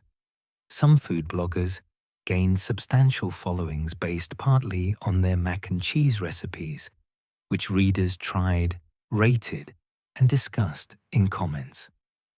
Food blog mac and cheese recipes ranged from faithful recreations of childhood favorites to innovative variations incorporating unexpected ingredients.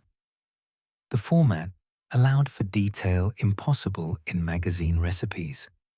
A blogger could document the entire process with dozens of photos, explain why each step mattered, troubleshoot common problems, and respond to reader questions. This created community around cooking in ways previously impossible, with enthusiasts sharing tips, techniques, and results. The tension between nostalgia for processed versions and desire for authentic food never fully resolved. Americans wanted both. Wanted the specific taste of Kraft's orange powder and the satisfaction of homemade with quality ingredients. They wanted childhood comfort and adult sophistication. They wanted convenience and craft. These weren't contradictory desires exactly, just competing impulses that different people prioritize differently in different contexts. Some people solved this tension by compartmentalizing. Keep Kraft boxes in the pantry for quick weeknight dinners or nostalgic indulgence, but make elaborate homemade versions for special occasions. Others chose one approach exclusively, either committed to boxed convenience or dedicated to always homemade. Still others alternated based on mood, time available, and what kind of comfort they needed in the moment. The 2008 financial crisis brought renewed attention to macaroni and cheese as economical comfort food. As recession deepened and families struggled financially, cheap filling foods gained appeal. Kraft reported sales increases as households economized. Food blogs featured budget-friendly recipes, and macaroni and cheese, whether boxed or homemade with affordable ingredients, appeared prominently. The dish's ability to satisfy both economic and emotional needs proved valuable during difficult times. By 2010, macaroni and cheese existed in bewildering variety. The original Kraft Blue Box remained available and popular, selling hundreds of millions of boxes annually.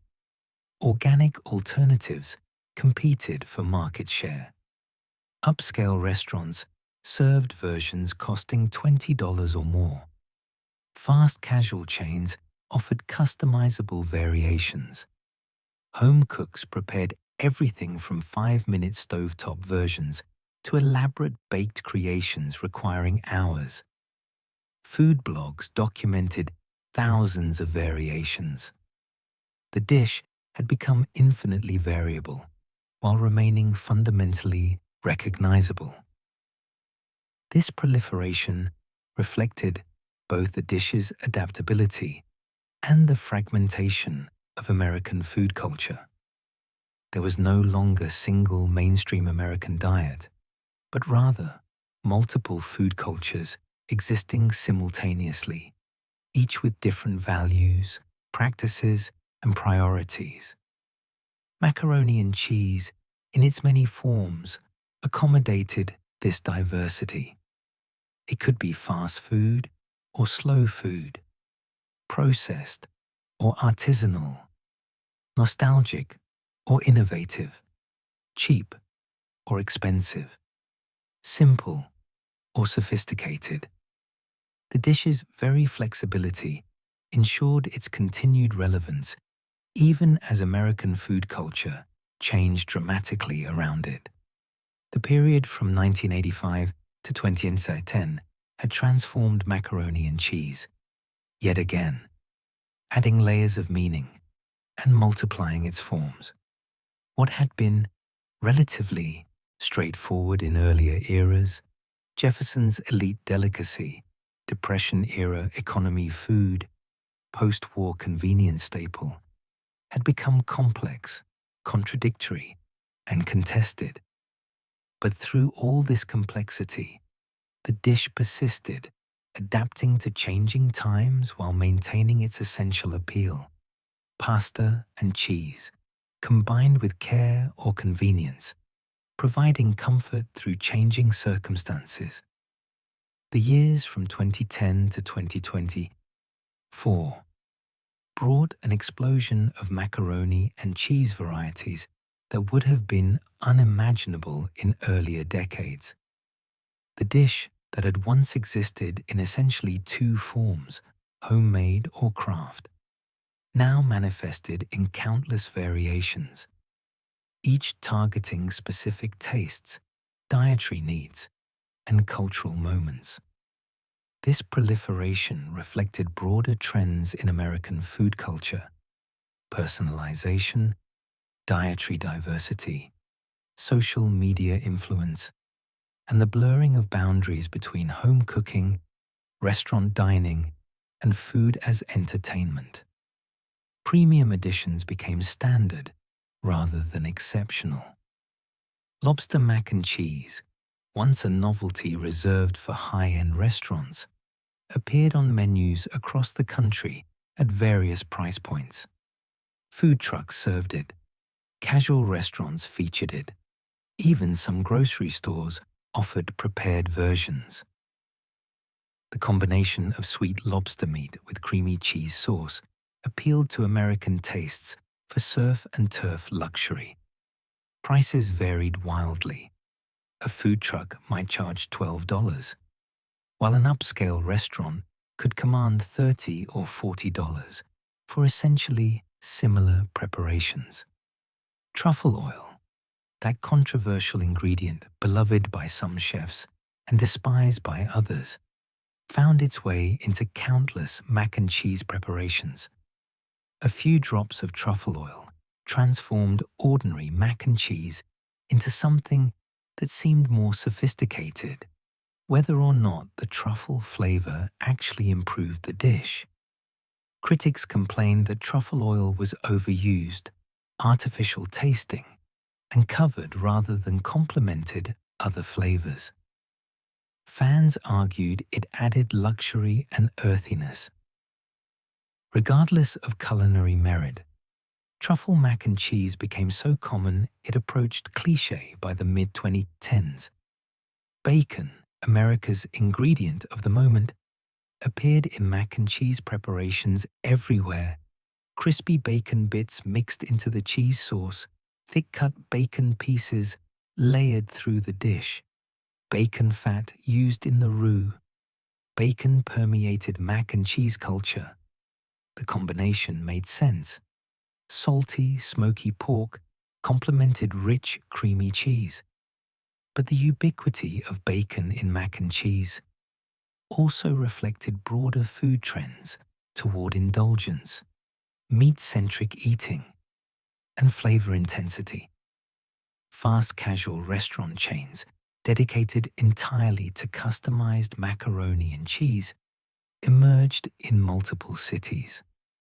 These establishments, with names like Mac Bar or Smack, offered dozens of options. Customers built their ideal mac and cheese by selecting pasta shape, cheese blend, and mix-ins from extensive menus. The build-your-own model reflected broader cultural emphasis on personalization. Food should be exactly what each individual wants, customized to personal preferences. These restaurants typically offered both classic comfort and innovative combinations. A customer could order traditional mac and cheese with cheddar, or experiment with goat cheese, sun-dried tomatoes, and arugula. Buffalo chicken mac and cheese competed with Mediterranean-inspired versions featuring feta and olives. The range reflected American food culture's simultaneous embrace of tradition and innovation, comfort and adventure. Food truck culture, booming in the early 2010s, embraced mac and cheese enthusiastically. Food trucks offered advantages for serving the dish. It held well, transported easily, could be prepared in limited space, and had broad appeal. Mac and cheese trucks became common sights at food truck gatherings, festivals, and urban lunch spots. Some specialized entirely in mac and cheese variations, while others featured it prominently alongside other comfort foods. Food trucks also experimented with fusion preparations that reflected the cultural mixing characteristic of contemporary American food. Korean-inspired mac and cheese with kimchi and gochujang appeared. Mexican variations with jalapenos, chorizo, and queso fresco competed with Indian-spiced versions featuring curry and paneer. These fusion preparations represented genuine culinary creativity and the increasing diversity of American palates, but they also sometimes veered into novelty for its own sake. Social media, particularly Instagram, transformed mac and cheese into visual spectacle. The dish's photogenic qualities, that orange-yellow color, the stretch of melted cheese when lifted with a fork, the golden brown crusted top, made it ideal for food photography. Restaurants began designing mac and cheese preparations specifically for Instagram appeal, knowing that customers photographing and posting their food provided free marketing. The cheese pull became essential Instagram content. Videos showing a fork lifting mac and cheese, with melted cheese stretching in long, glistening strings, garnered millions of views. Restaurants engineered their recipes to maximize cheese pull, sometimes adding extra melting cheeses or techniques to ensure the right stretchy consistency. The visual spectacle became as important as taste, maybe more important, since far more people would see the photograph than eat the actual food. Dietary restrictions and preferences drove significant innovation. Vegan mac and cheese, which would have seemed contradictory a decade earlier, became widely available by the mid-2010s. Cashew-based cheese sauces, nutritional yeast for cheesy flavor, coconut milk for creaminess. Vegan cooks developed techniques that created surprisingly convincing mac and cheese without any dairy. Commercial vegan boxed versions appeared in grocery stores alongside traditional options. These vegan versions weren't just for vegans. Lactose intolerant individuals, people with dairy allergies, and those simply trying to reduce animal product consumption all represented potential customers. Some vegan mac and cheeses tasted remarkably similar to dairy versions, while others made no attempt to mimic traditional flavors and instead offered their own distinct profiles. The market could accommodate both approaches. Gluten-free pasta options expanded dramatically during this period, driven by genuine celiac disease diagnoses and broader gluten-free trends. Rice pasta, corn pasta, chickpea pasta, and numerous other alternatives meant that people avoiding gluten could still enjoy mac and cheese. The quality of gluten-free pasta improved significantly. Early versions often turned mushy or had off flavors. But by the 2020s, many gluten-free pastas performed comparably to wheat pasta in mac and cheese preparations. The boxed mac and cheese market became increasingly competitive. Kraft still dominated, but premium alternatives multiplied. Goodles, launched in 2021, offered enhanced nutrition with protein and probiotics while maintaining kid-friendly taste. Numerous store brands competed on price. Organic options, specialty cheese blends, shaped pasta targeting children. The boxed mac and cheese aisle became remarkably diverse. Price points ranged from under $1 for store brand boxes to $3 or $4 for premium organic versions. This range allowed the product to serve multiple markets simultaneously. College students buying the cheapest option, health-conscious parents choosing organic, busy professionals willing to pay more for perceived quality. The same basic product category accommodated very different consumer needs and values. The COVID-19 pandemic brought remarkable surge in mac and cheese consumption, both boxed and homemade. As lockdowns began in March 2020, Americans stockpiled shelf-stable foods, and boxed mac and cheese featured prominently in pandemic pantries. Kraft reported sales increases of over 25% in early pandemic months.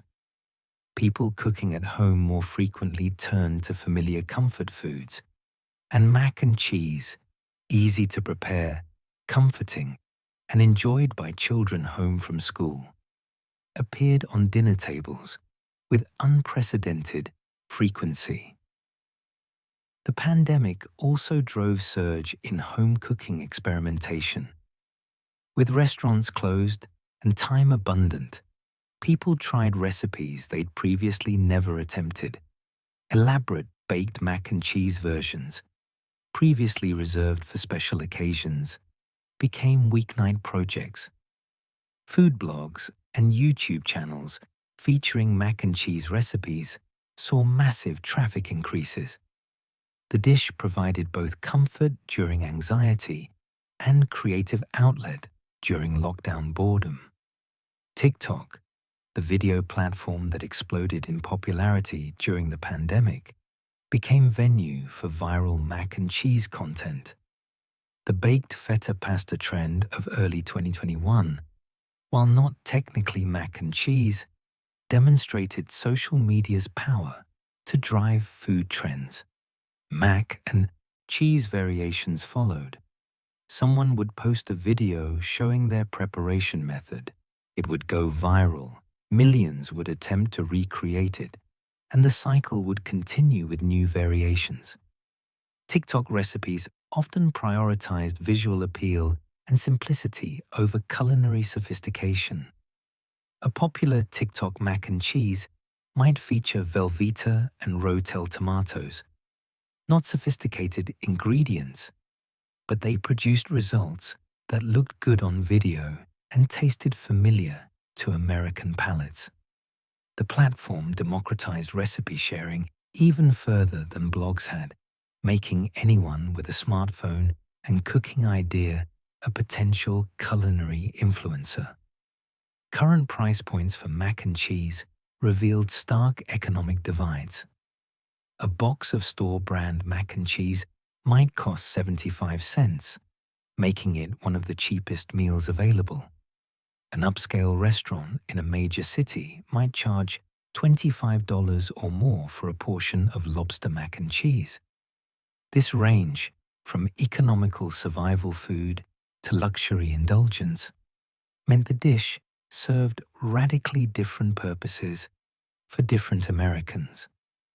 Generational differences in mac and cheese preferences became more pronounced. Gen Z coming of age in the 2010s and 2020s, had different relationships with the dish than millennials, Gen X, or baby boomers. Some Gen Z individuals embraced craft nostalgia ironically, while others rejected processed foods entirely in favor of homemade preparations with artisanal ingredients. Still others approached mac and cheese as neutral base for creative experimentation, adding unexpected ingredients documented on social media. These generational differences weren't absolute. Plenty of baby boomers enjoyed restaurant mac and cheese variations, and many Gen Z individuals ate craft regularly. But general patterns existed. Older generations tended to have stronger emotional connections to specific preparation methods from their childhoods. Younger generations felt freer to experiment, unconstrained by nostalgia for particular versions. The dish maintained cultural significance across demographics despite, or perhaps because of, its diversity of forms. African American soul food traditions continued featuring elaborate baked mac and cheese at community gatherings. College students still subsisted partly on boxed versions. Middle-class families served both homemade and boxed preparations, depending on time and occasion. Upscale restaurants continued featuring premium versions. Food trucks offered creative variations. Each context, each version, each preparation method coexisted in the complex landscape of contemporary American food culture. By 2024, macaroni and cheese had become simultaneously everywhere and nowhere, so ubiquitous it faded into background, yet so diverse that no single version dominated consciousness. A person could go weeks eating mac and cheese in different forms without repeating the same preparation. The dish accommodated vegan and gluten-free diets, reflected racial and regional traditions, appeared in contexts from food trucks to fine dining, and cost anywhere from cents to tens of dollars per serving. This contemporary landscape represented the culmination of centuries of evolution. The dish that had begun in Roman kitchens, refined in Renaissance courts, industrialized in American factories, and packaged in Depression-era boxes had become something almost infinitely variable. Yet through all this variation, the fundamental appeal remained unchanged. Pasta and cheese combined to create comfort, satisfaction, and connection to memory and community. The contemporary profusion of forms didn't dilute this appeal, but rather demonstrated its power. Macaroni and cheese could be endlessly reinvented while remaining fundamentally itself, adaptable to any context, while maintaining its essential identity. Looking across the complete arc of macaroni and cheese history, from Roman laganum to TikTok trends, reveals patterns that extend far beyond this single dish. The story of pasta and cheese combined illuminates how food evolves, how technology shapes eating, how memory influences taste, and how something as simple as a meal can carry complex meanings about class, identity, and culture. These lessons help us understand not just macaroni and cheese, but food history itself. The most striking pattern is the journey from luxury to necessity to choice.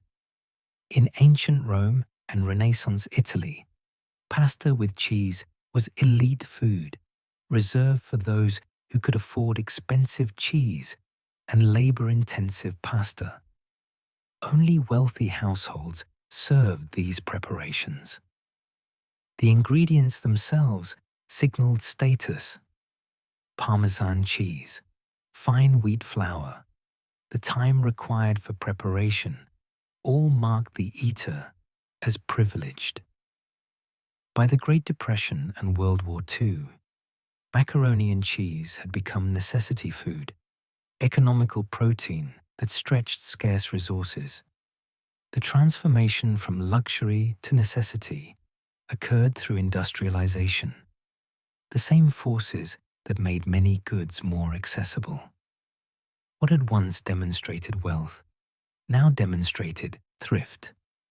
The meaning inverted completely. Serving macaroni and cheese no longer signaled affluence, but rather economic constraint or practical efficiency. The post-war period transformed macaroni and cheese again, this time from necessity to choice. Americans with expanding incomes and abundant food options continued eating mac and cheese, not because they had to, but because they wanted to. This shift from necessity to preference is crucial. It's when food becomes emotionally significant rather than simply nutritionally necessary. Contemporary Americans across economic classes eat macaroni and cheese by choice, though the specific form chosen still carries class signals. This luxury to necessity to choice pattern appears throughout food history. Coffee, sugar, spices, and numerous other foods followed similar trajectories. Understanding this pattern helps explain how foods acquire and lose cultural meaning, how what seems natural and inevitable in one era was constructed through specific historical processes. Immigration and cultural exchange shaped every phase of macaroni and cheese history. Arab influence on Sicilian pasta production in the medieval period introduced techniques that made dried pasta possible.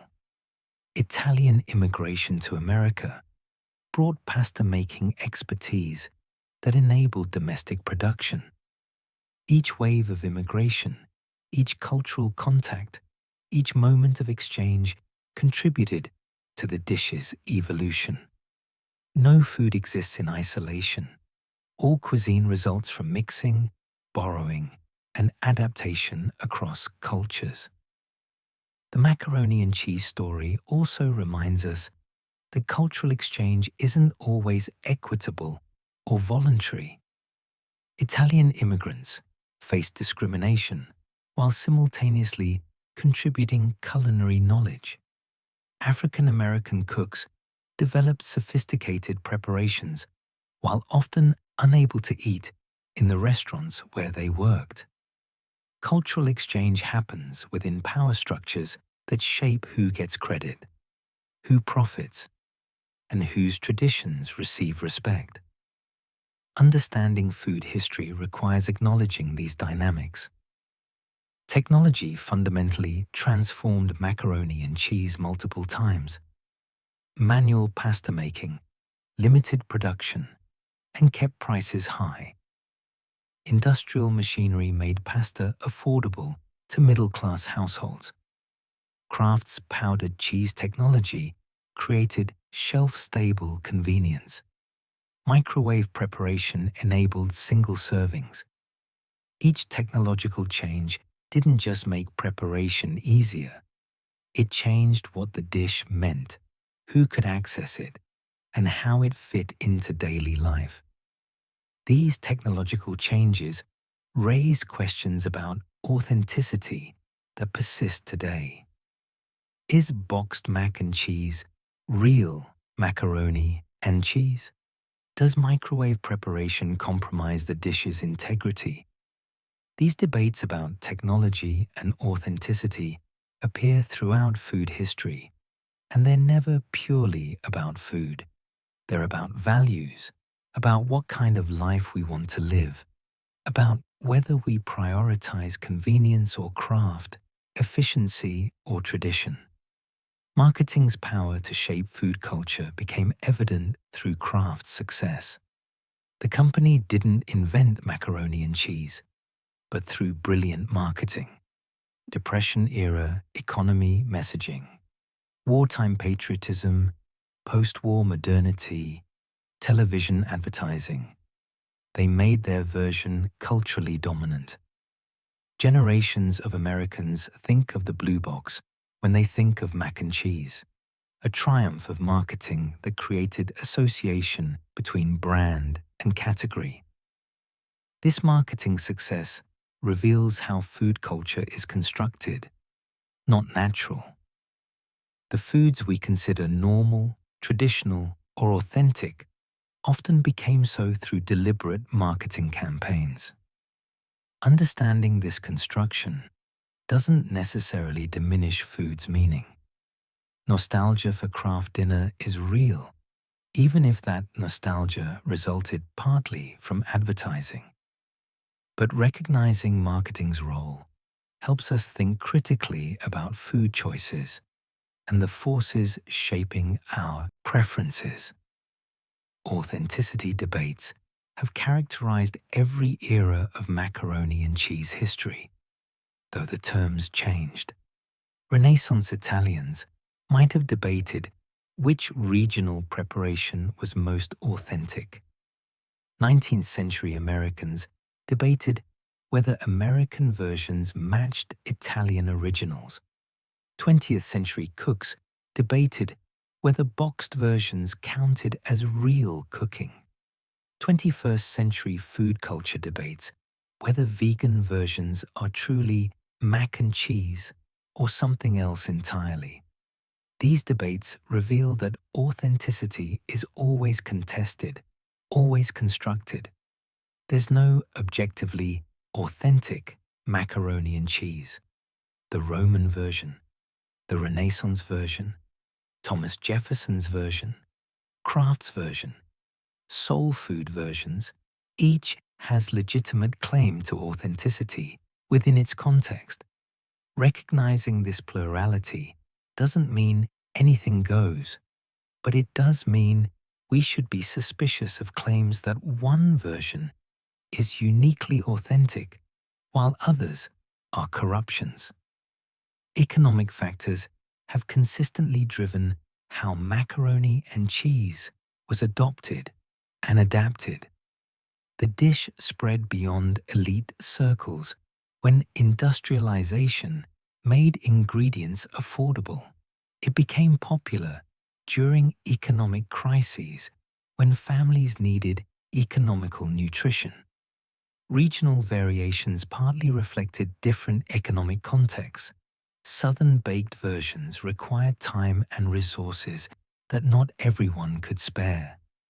Contemporary variations targeting different price points allow the dish to serve different economic needs simultaneously. This economic dimension reminds us that food choices are never purely about taste. Budget constraints, time pressures, and resource availability shape what people eat as much as flavor preferences do. Understanding food history requires understanding material conditions, not just cultural meanings or culinary techniques. Childhood experiences create powerful emotional bonds with specific foods.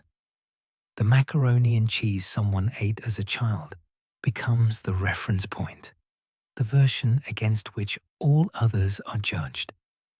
This isn't just individual psychology. It's a collective phenomenon that shapes entire generations' preferences.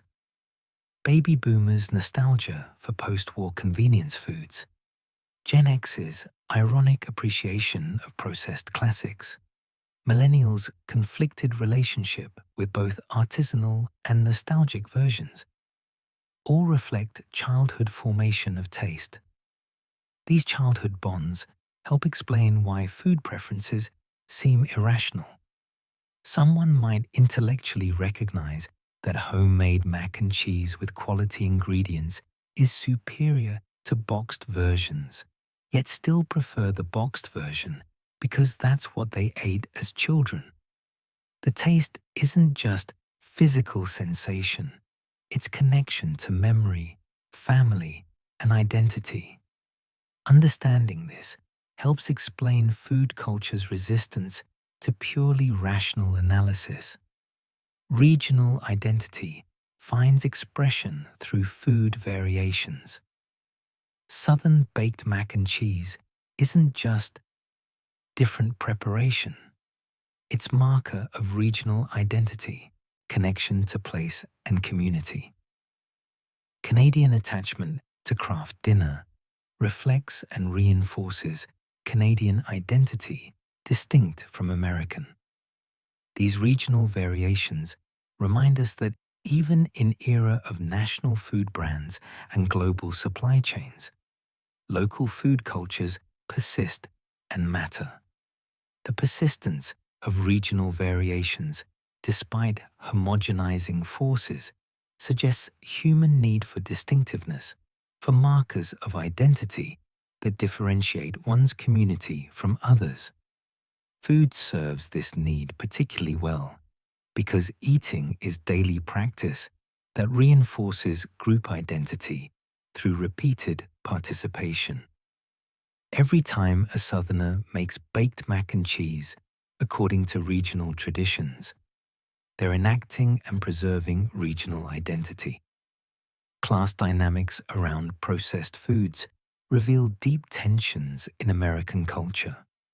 Processed foods, like boxed mac and cheese, represented liberation for working-class women with limited time and resources.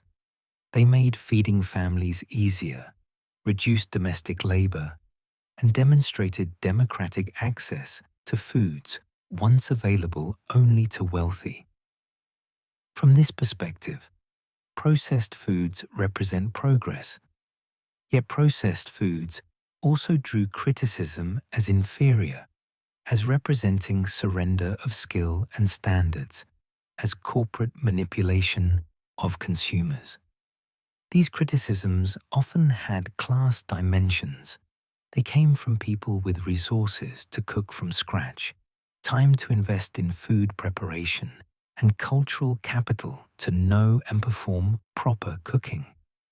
Debates about processed foods often mask debates about class, gender, and who gets to define good food. Nostalgia powerfully shapes food preferences in ways that complicate simple narratives of progress or decline. People nostalgic for childhood mac and cheese aren't necessarily making regressive choice. They're choosing connection to memory and identity. This nostalgia can coexist with appreciation for innovation. The same person might sometimes choose craft for nostalgic comfort and other times choose restaurant version with artisanal cheese, selecting based on emotional and social context rather than consistent hierarchy of quality. Understanding nostalgia's role helps explain why food culture doesn't simply progress from less to more sophisticated. Instead, multiple versions coexist, each serving different emotional and social purposes. Progress in food isn't linear. It's proliferation of options, each appealing to different needs and contexts. Finally, macaroni and cheese history reveals ongoing tension between tradition and innovation. Every era saw both preservation of established methods and experimentation with new approaches. Renaissance cooks maintained Roman traditions while developing new techniques. American cooks adapted Italian recipes to local ingredients and tastes. Contemporary fusion preparations honor both traditional forms and creative innovation. This balance between tradition and innovation characterizes vital food cultures. Pure tradition becomes static and brittle, unable to adapt to changing conditions. Pure innovation loses connection to past and community, becoming rootless novelty. Successful food cultures and successful individual dishes maintain this balance.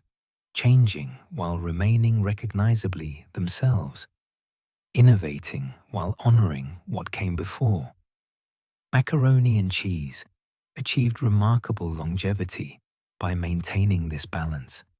The dish is fundamentally simple: pasta and cheese, allowing endless variation within recognizable framework. This combination of simplicity and adaptability let it survive centuries, crossing cultures and classes, remaining relevant through dramatic social and technological change. The lessons embedded in this history extend far beyond one dish, illuminating how food evolves, what it means, and why something as ordinary as pasta and cheese can carry such extraordinary cultural weight. We began this journey in Roman kitchens 2,000 years ago, where cooks layered sheets of leganum with grated cheese, creating something that would echo through centuries.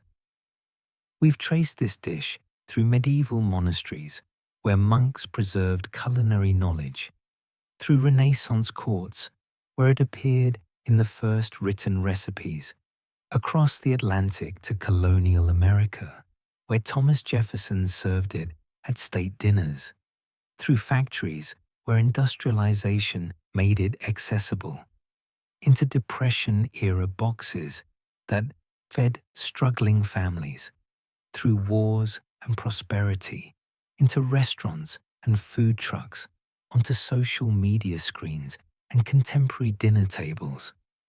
The core transformation is remarkable in its completeness.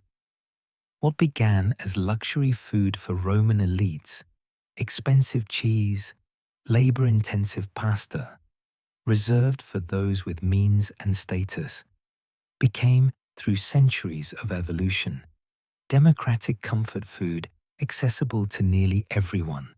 A dish that once signaled privilege now signifies home, childhood, and simple satisfaction. This democratization, driven by technology and economics, represents one of food history's great leveling forces: the transformation of exclusive pleasures into common ones. Yet something essential remained constant through all these changes. Whether prepared by a Roman cook for a senator's table, a Renaissance chef for a Medici banquet, a Depression-era mother stretching her food budget, or a contemporary chef at an upscale restaurant, the fundamental appeal was the same. Pasta and cheese, combined with heat and fat, create comfort. The flavors complement each other perfectly: starch providing neutral base, cheese contributing richness and umami, dairy adding creaminess, heat binding everything together. This combination satisfies human palates in ways that transcend culture and time. The dish endures because it balances simplicity with adaptability. The core concept is straightforward enough for anyone to understand and prepare, yet flexible enough to accommodate endless variation. You can make decent macaroni and cheese with basic ingredients and minimal skill. You can also create sophisticated preparations that showcase culinary artistry and premium ingredients. This range, from humble to elevated, from quick to elaborate, from cheap to expensive, lets macaroni and cheese serve countless purposes and satisfy diverse needs. Emotional resonance matters as much as flavor. Macaroni and cheese carries memories of childhood dinners, of parents or grandparents, of school cafeterias, of first apartments and college dorms, of family gatherings and church suppers. These associations accumulate over lifetimes, making the dish meaningful beyond its ingredients. A bowl of mac and cheese isn't just food. It's connection to past, to people, to moments that shaped who we are. This emotional dimension ensures the dish's continued relevance, even as food culture changes around it. Contemporary macaroni and cheese exists within multiple tensions that reveal broader food culture conflicts. Health concerns clash with comfort food indulgence. Public health authorities warn about overconsumption of processed foods, refined carbohydrates, and saturated fats, all present in traditional mac and cheese. Yet people need comfort, need foods that provide emotional satisfaction alongside nutrition. This tension between health imperatives and emotional needs has no easy resolution. The artisanal versus convenient divide persists. Some people insist that real mac and cheese requires quality ingredients and proper technique. Artisanal cheese carefully melted into bechamel sauce, perhaps topped with breadcrumbs and baked. Others maintain that craft dinner is perfectly legitimate, that convenience foods are valid choices, that time spent not cooking can be valuable. Both positions have merit, and neither will entirely prevail over the other. The coexistence of artisanal and convenient versions reflects genuine differences in values, resources, and priorities. Traditional versus innovative preparations create similar tensions. Should mac and cheese honor its history, maintaining recognizable forms that connect present to past? Or should cooks feel free to innovate radically, creating preparations that challenge what macaroni and cheese can be? Kimchi mac and cheese, curry mac and cheese, vegan mac and cheese. These innovations expand possibilities, but also risk diluting identity. What makes something recognizably mac and cheese rather than just pasta with sauce? These questions have no definitive answers, but generate productive, creative tension. Environmental considerations are becoming increasingly urgent. Dairy production has significant environmental costs. Greenhouse gas emissions from cattle, water usage, land requirements. Wheat production, while less environmentally intensive than animal products, still requires substantial resources and contributes to agricultural emissions. As climate change concerns intensify, questions arise about whether traditional mac and cheese preparations are sustainable long-term. Responses to these environmental challenges are already emerging. Plant-based cheese alternatives reduce environmental impact while maintaining familiar format. Some companies are developing lab-grown dairy proteins that could eventually replace conventional cheese with products that are molecularly identical but produced without animal agriculture. These technologies remain expensive and limited in availability, but they represent possible futures for dairy-based comfort foods. Alternative pasta made from legumes, vegetables, or other ingredients offers different nutritional profiles and potentially lower environmental impacts than traditional wheat pasta. Chickpea pasta, lentil pasta, and numerous other alternatives have appeared in recent years. Some perform admirably in mac and cheese preparations, while others have textural or flavor issues. As these alternatives improve and become more affordable, they may reshape what ingredients we consider standard for the dish. New preparation technologies will continue emerging. Precision cooking techniques, advanced food processors, novel heating methods. Each technological development creates new possibilities for how mac and cheese could be prepared. Some innovations will prove useful, others will fade as novelties. The pattern we've seen throughout history, technology enabling new forms while traditional forms persist alongside them, will likely continue. Cultural staying power across generations seems assured. Each generation develops its own relationship with mac and cheese, shaped by childhood experiences, available products, and contemporary food culture. But the dish keeps appealing to new generations because it serves fundamental human needs that don't change. Need for comfort, for affordable sustenance, for foods that connect us to community and memory. Gen Alpha children, born in the 2010s and 2020s, are forming their own mac and cheese memories right now. Some are eating Kraft Dinner, same blue box their grandparents ate. Others are eating organic alternatives, or vegan versions, or restaurant preparations their parents Instagram before eating.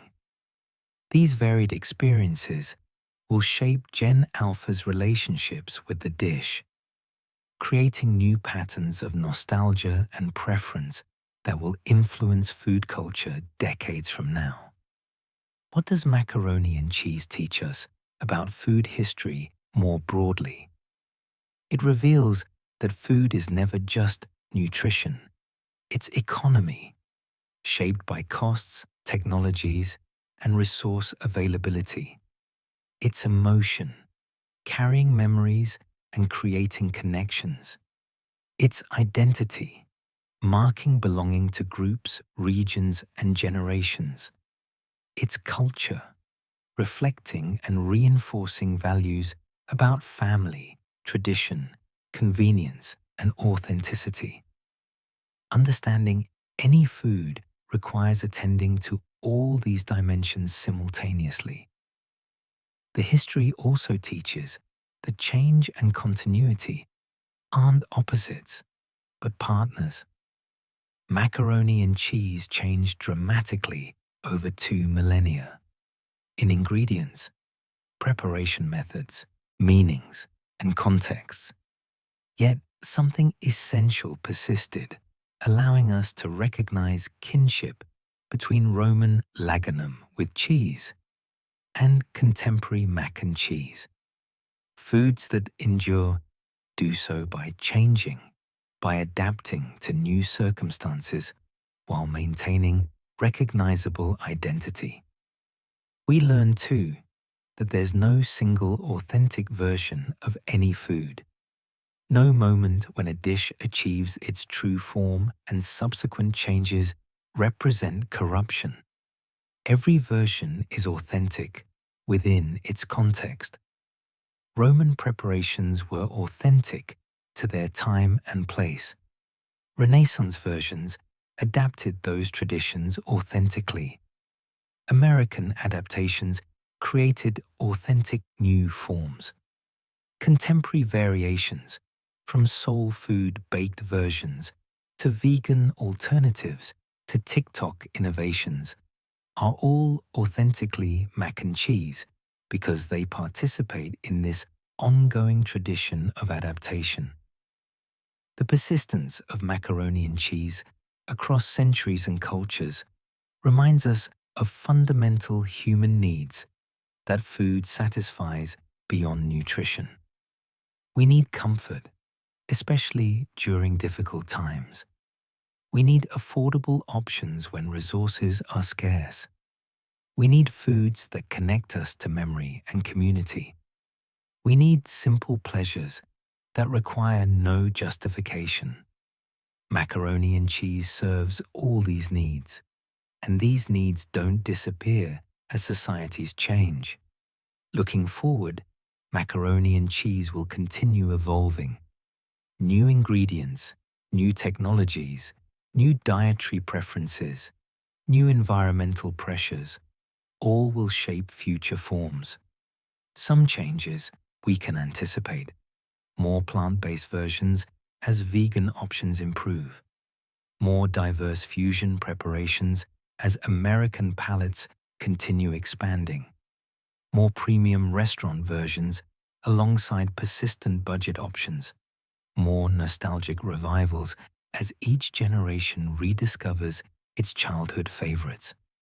Other changes we can't foresee. 20 years from now, macaroni and cheese might incorporate ingredients or preparation methods we can't currently imagine. The social meanings might shift in unexpected directions. New contexts for eating it might emerge. But the core will likely persist. Pasta and cheese, comfort and memory, adaptable and enduring. The dish will remain relevant because it occupies that rare space where simplicity, satisfaction, and significance converge. It's simple enough that anyone can make decent version, satisfying enough that people genuinely enjoy eating it, and significant enough that it carries real meaning beyond mere sustenance. Few dishes achieve all three simultaneously. As we conclude this journey through 2,000 years of history, one truth becomes clear. Macaroni and cheese no longer belongs primarily to any single culture, region, or tradition. It belongs to millions of individuals whose memories and experiences give it personal meaning. A grandmother's baked version served at Sunday dinners. The blue box that sustained a struggling student through college. The restaurant preparation shared on a first date. The version a parent makes for a sick child. The variation that becomes a new family tradition. Each bowl connects us backward to this long history, to Roman cooks and Renaissance courtiers, to Thomas Jefferson and Depression-era families, to wartime resourcefulness and post-war prosperity, to every person across centuries who found comfort in pasta and cheese combined. And each bowl connects us forward to future generations who will continue adapting this dish to their own times, their own needs, their own memories. In an era of rapid change and uncertainty, when food culture fragments into countless specialized diets and preferences, when questions about sustainability and health complicate every eating choice, macaroni and cheese persists, simple, adaptable, comforting. It reminds us that some pleasures are fundamental, that some foods matter not because they're optimal or fashionable, but because they connect us to each other and to ourselves, to our histories and our homes. And that, perhaps, is the greatest lesson this humble dish has to teach.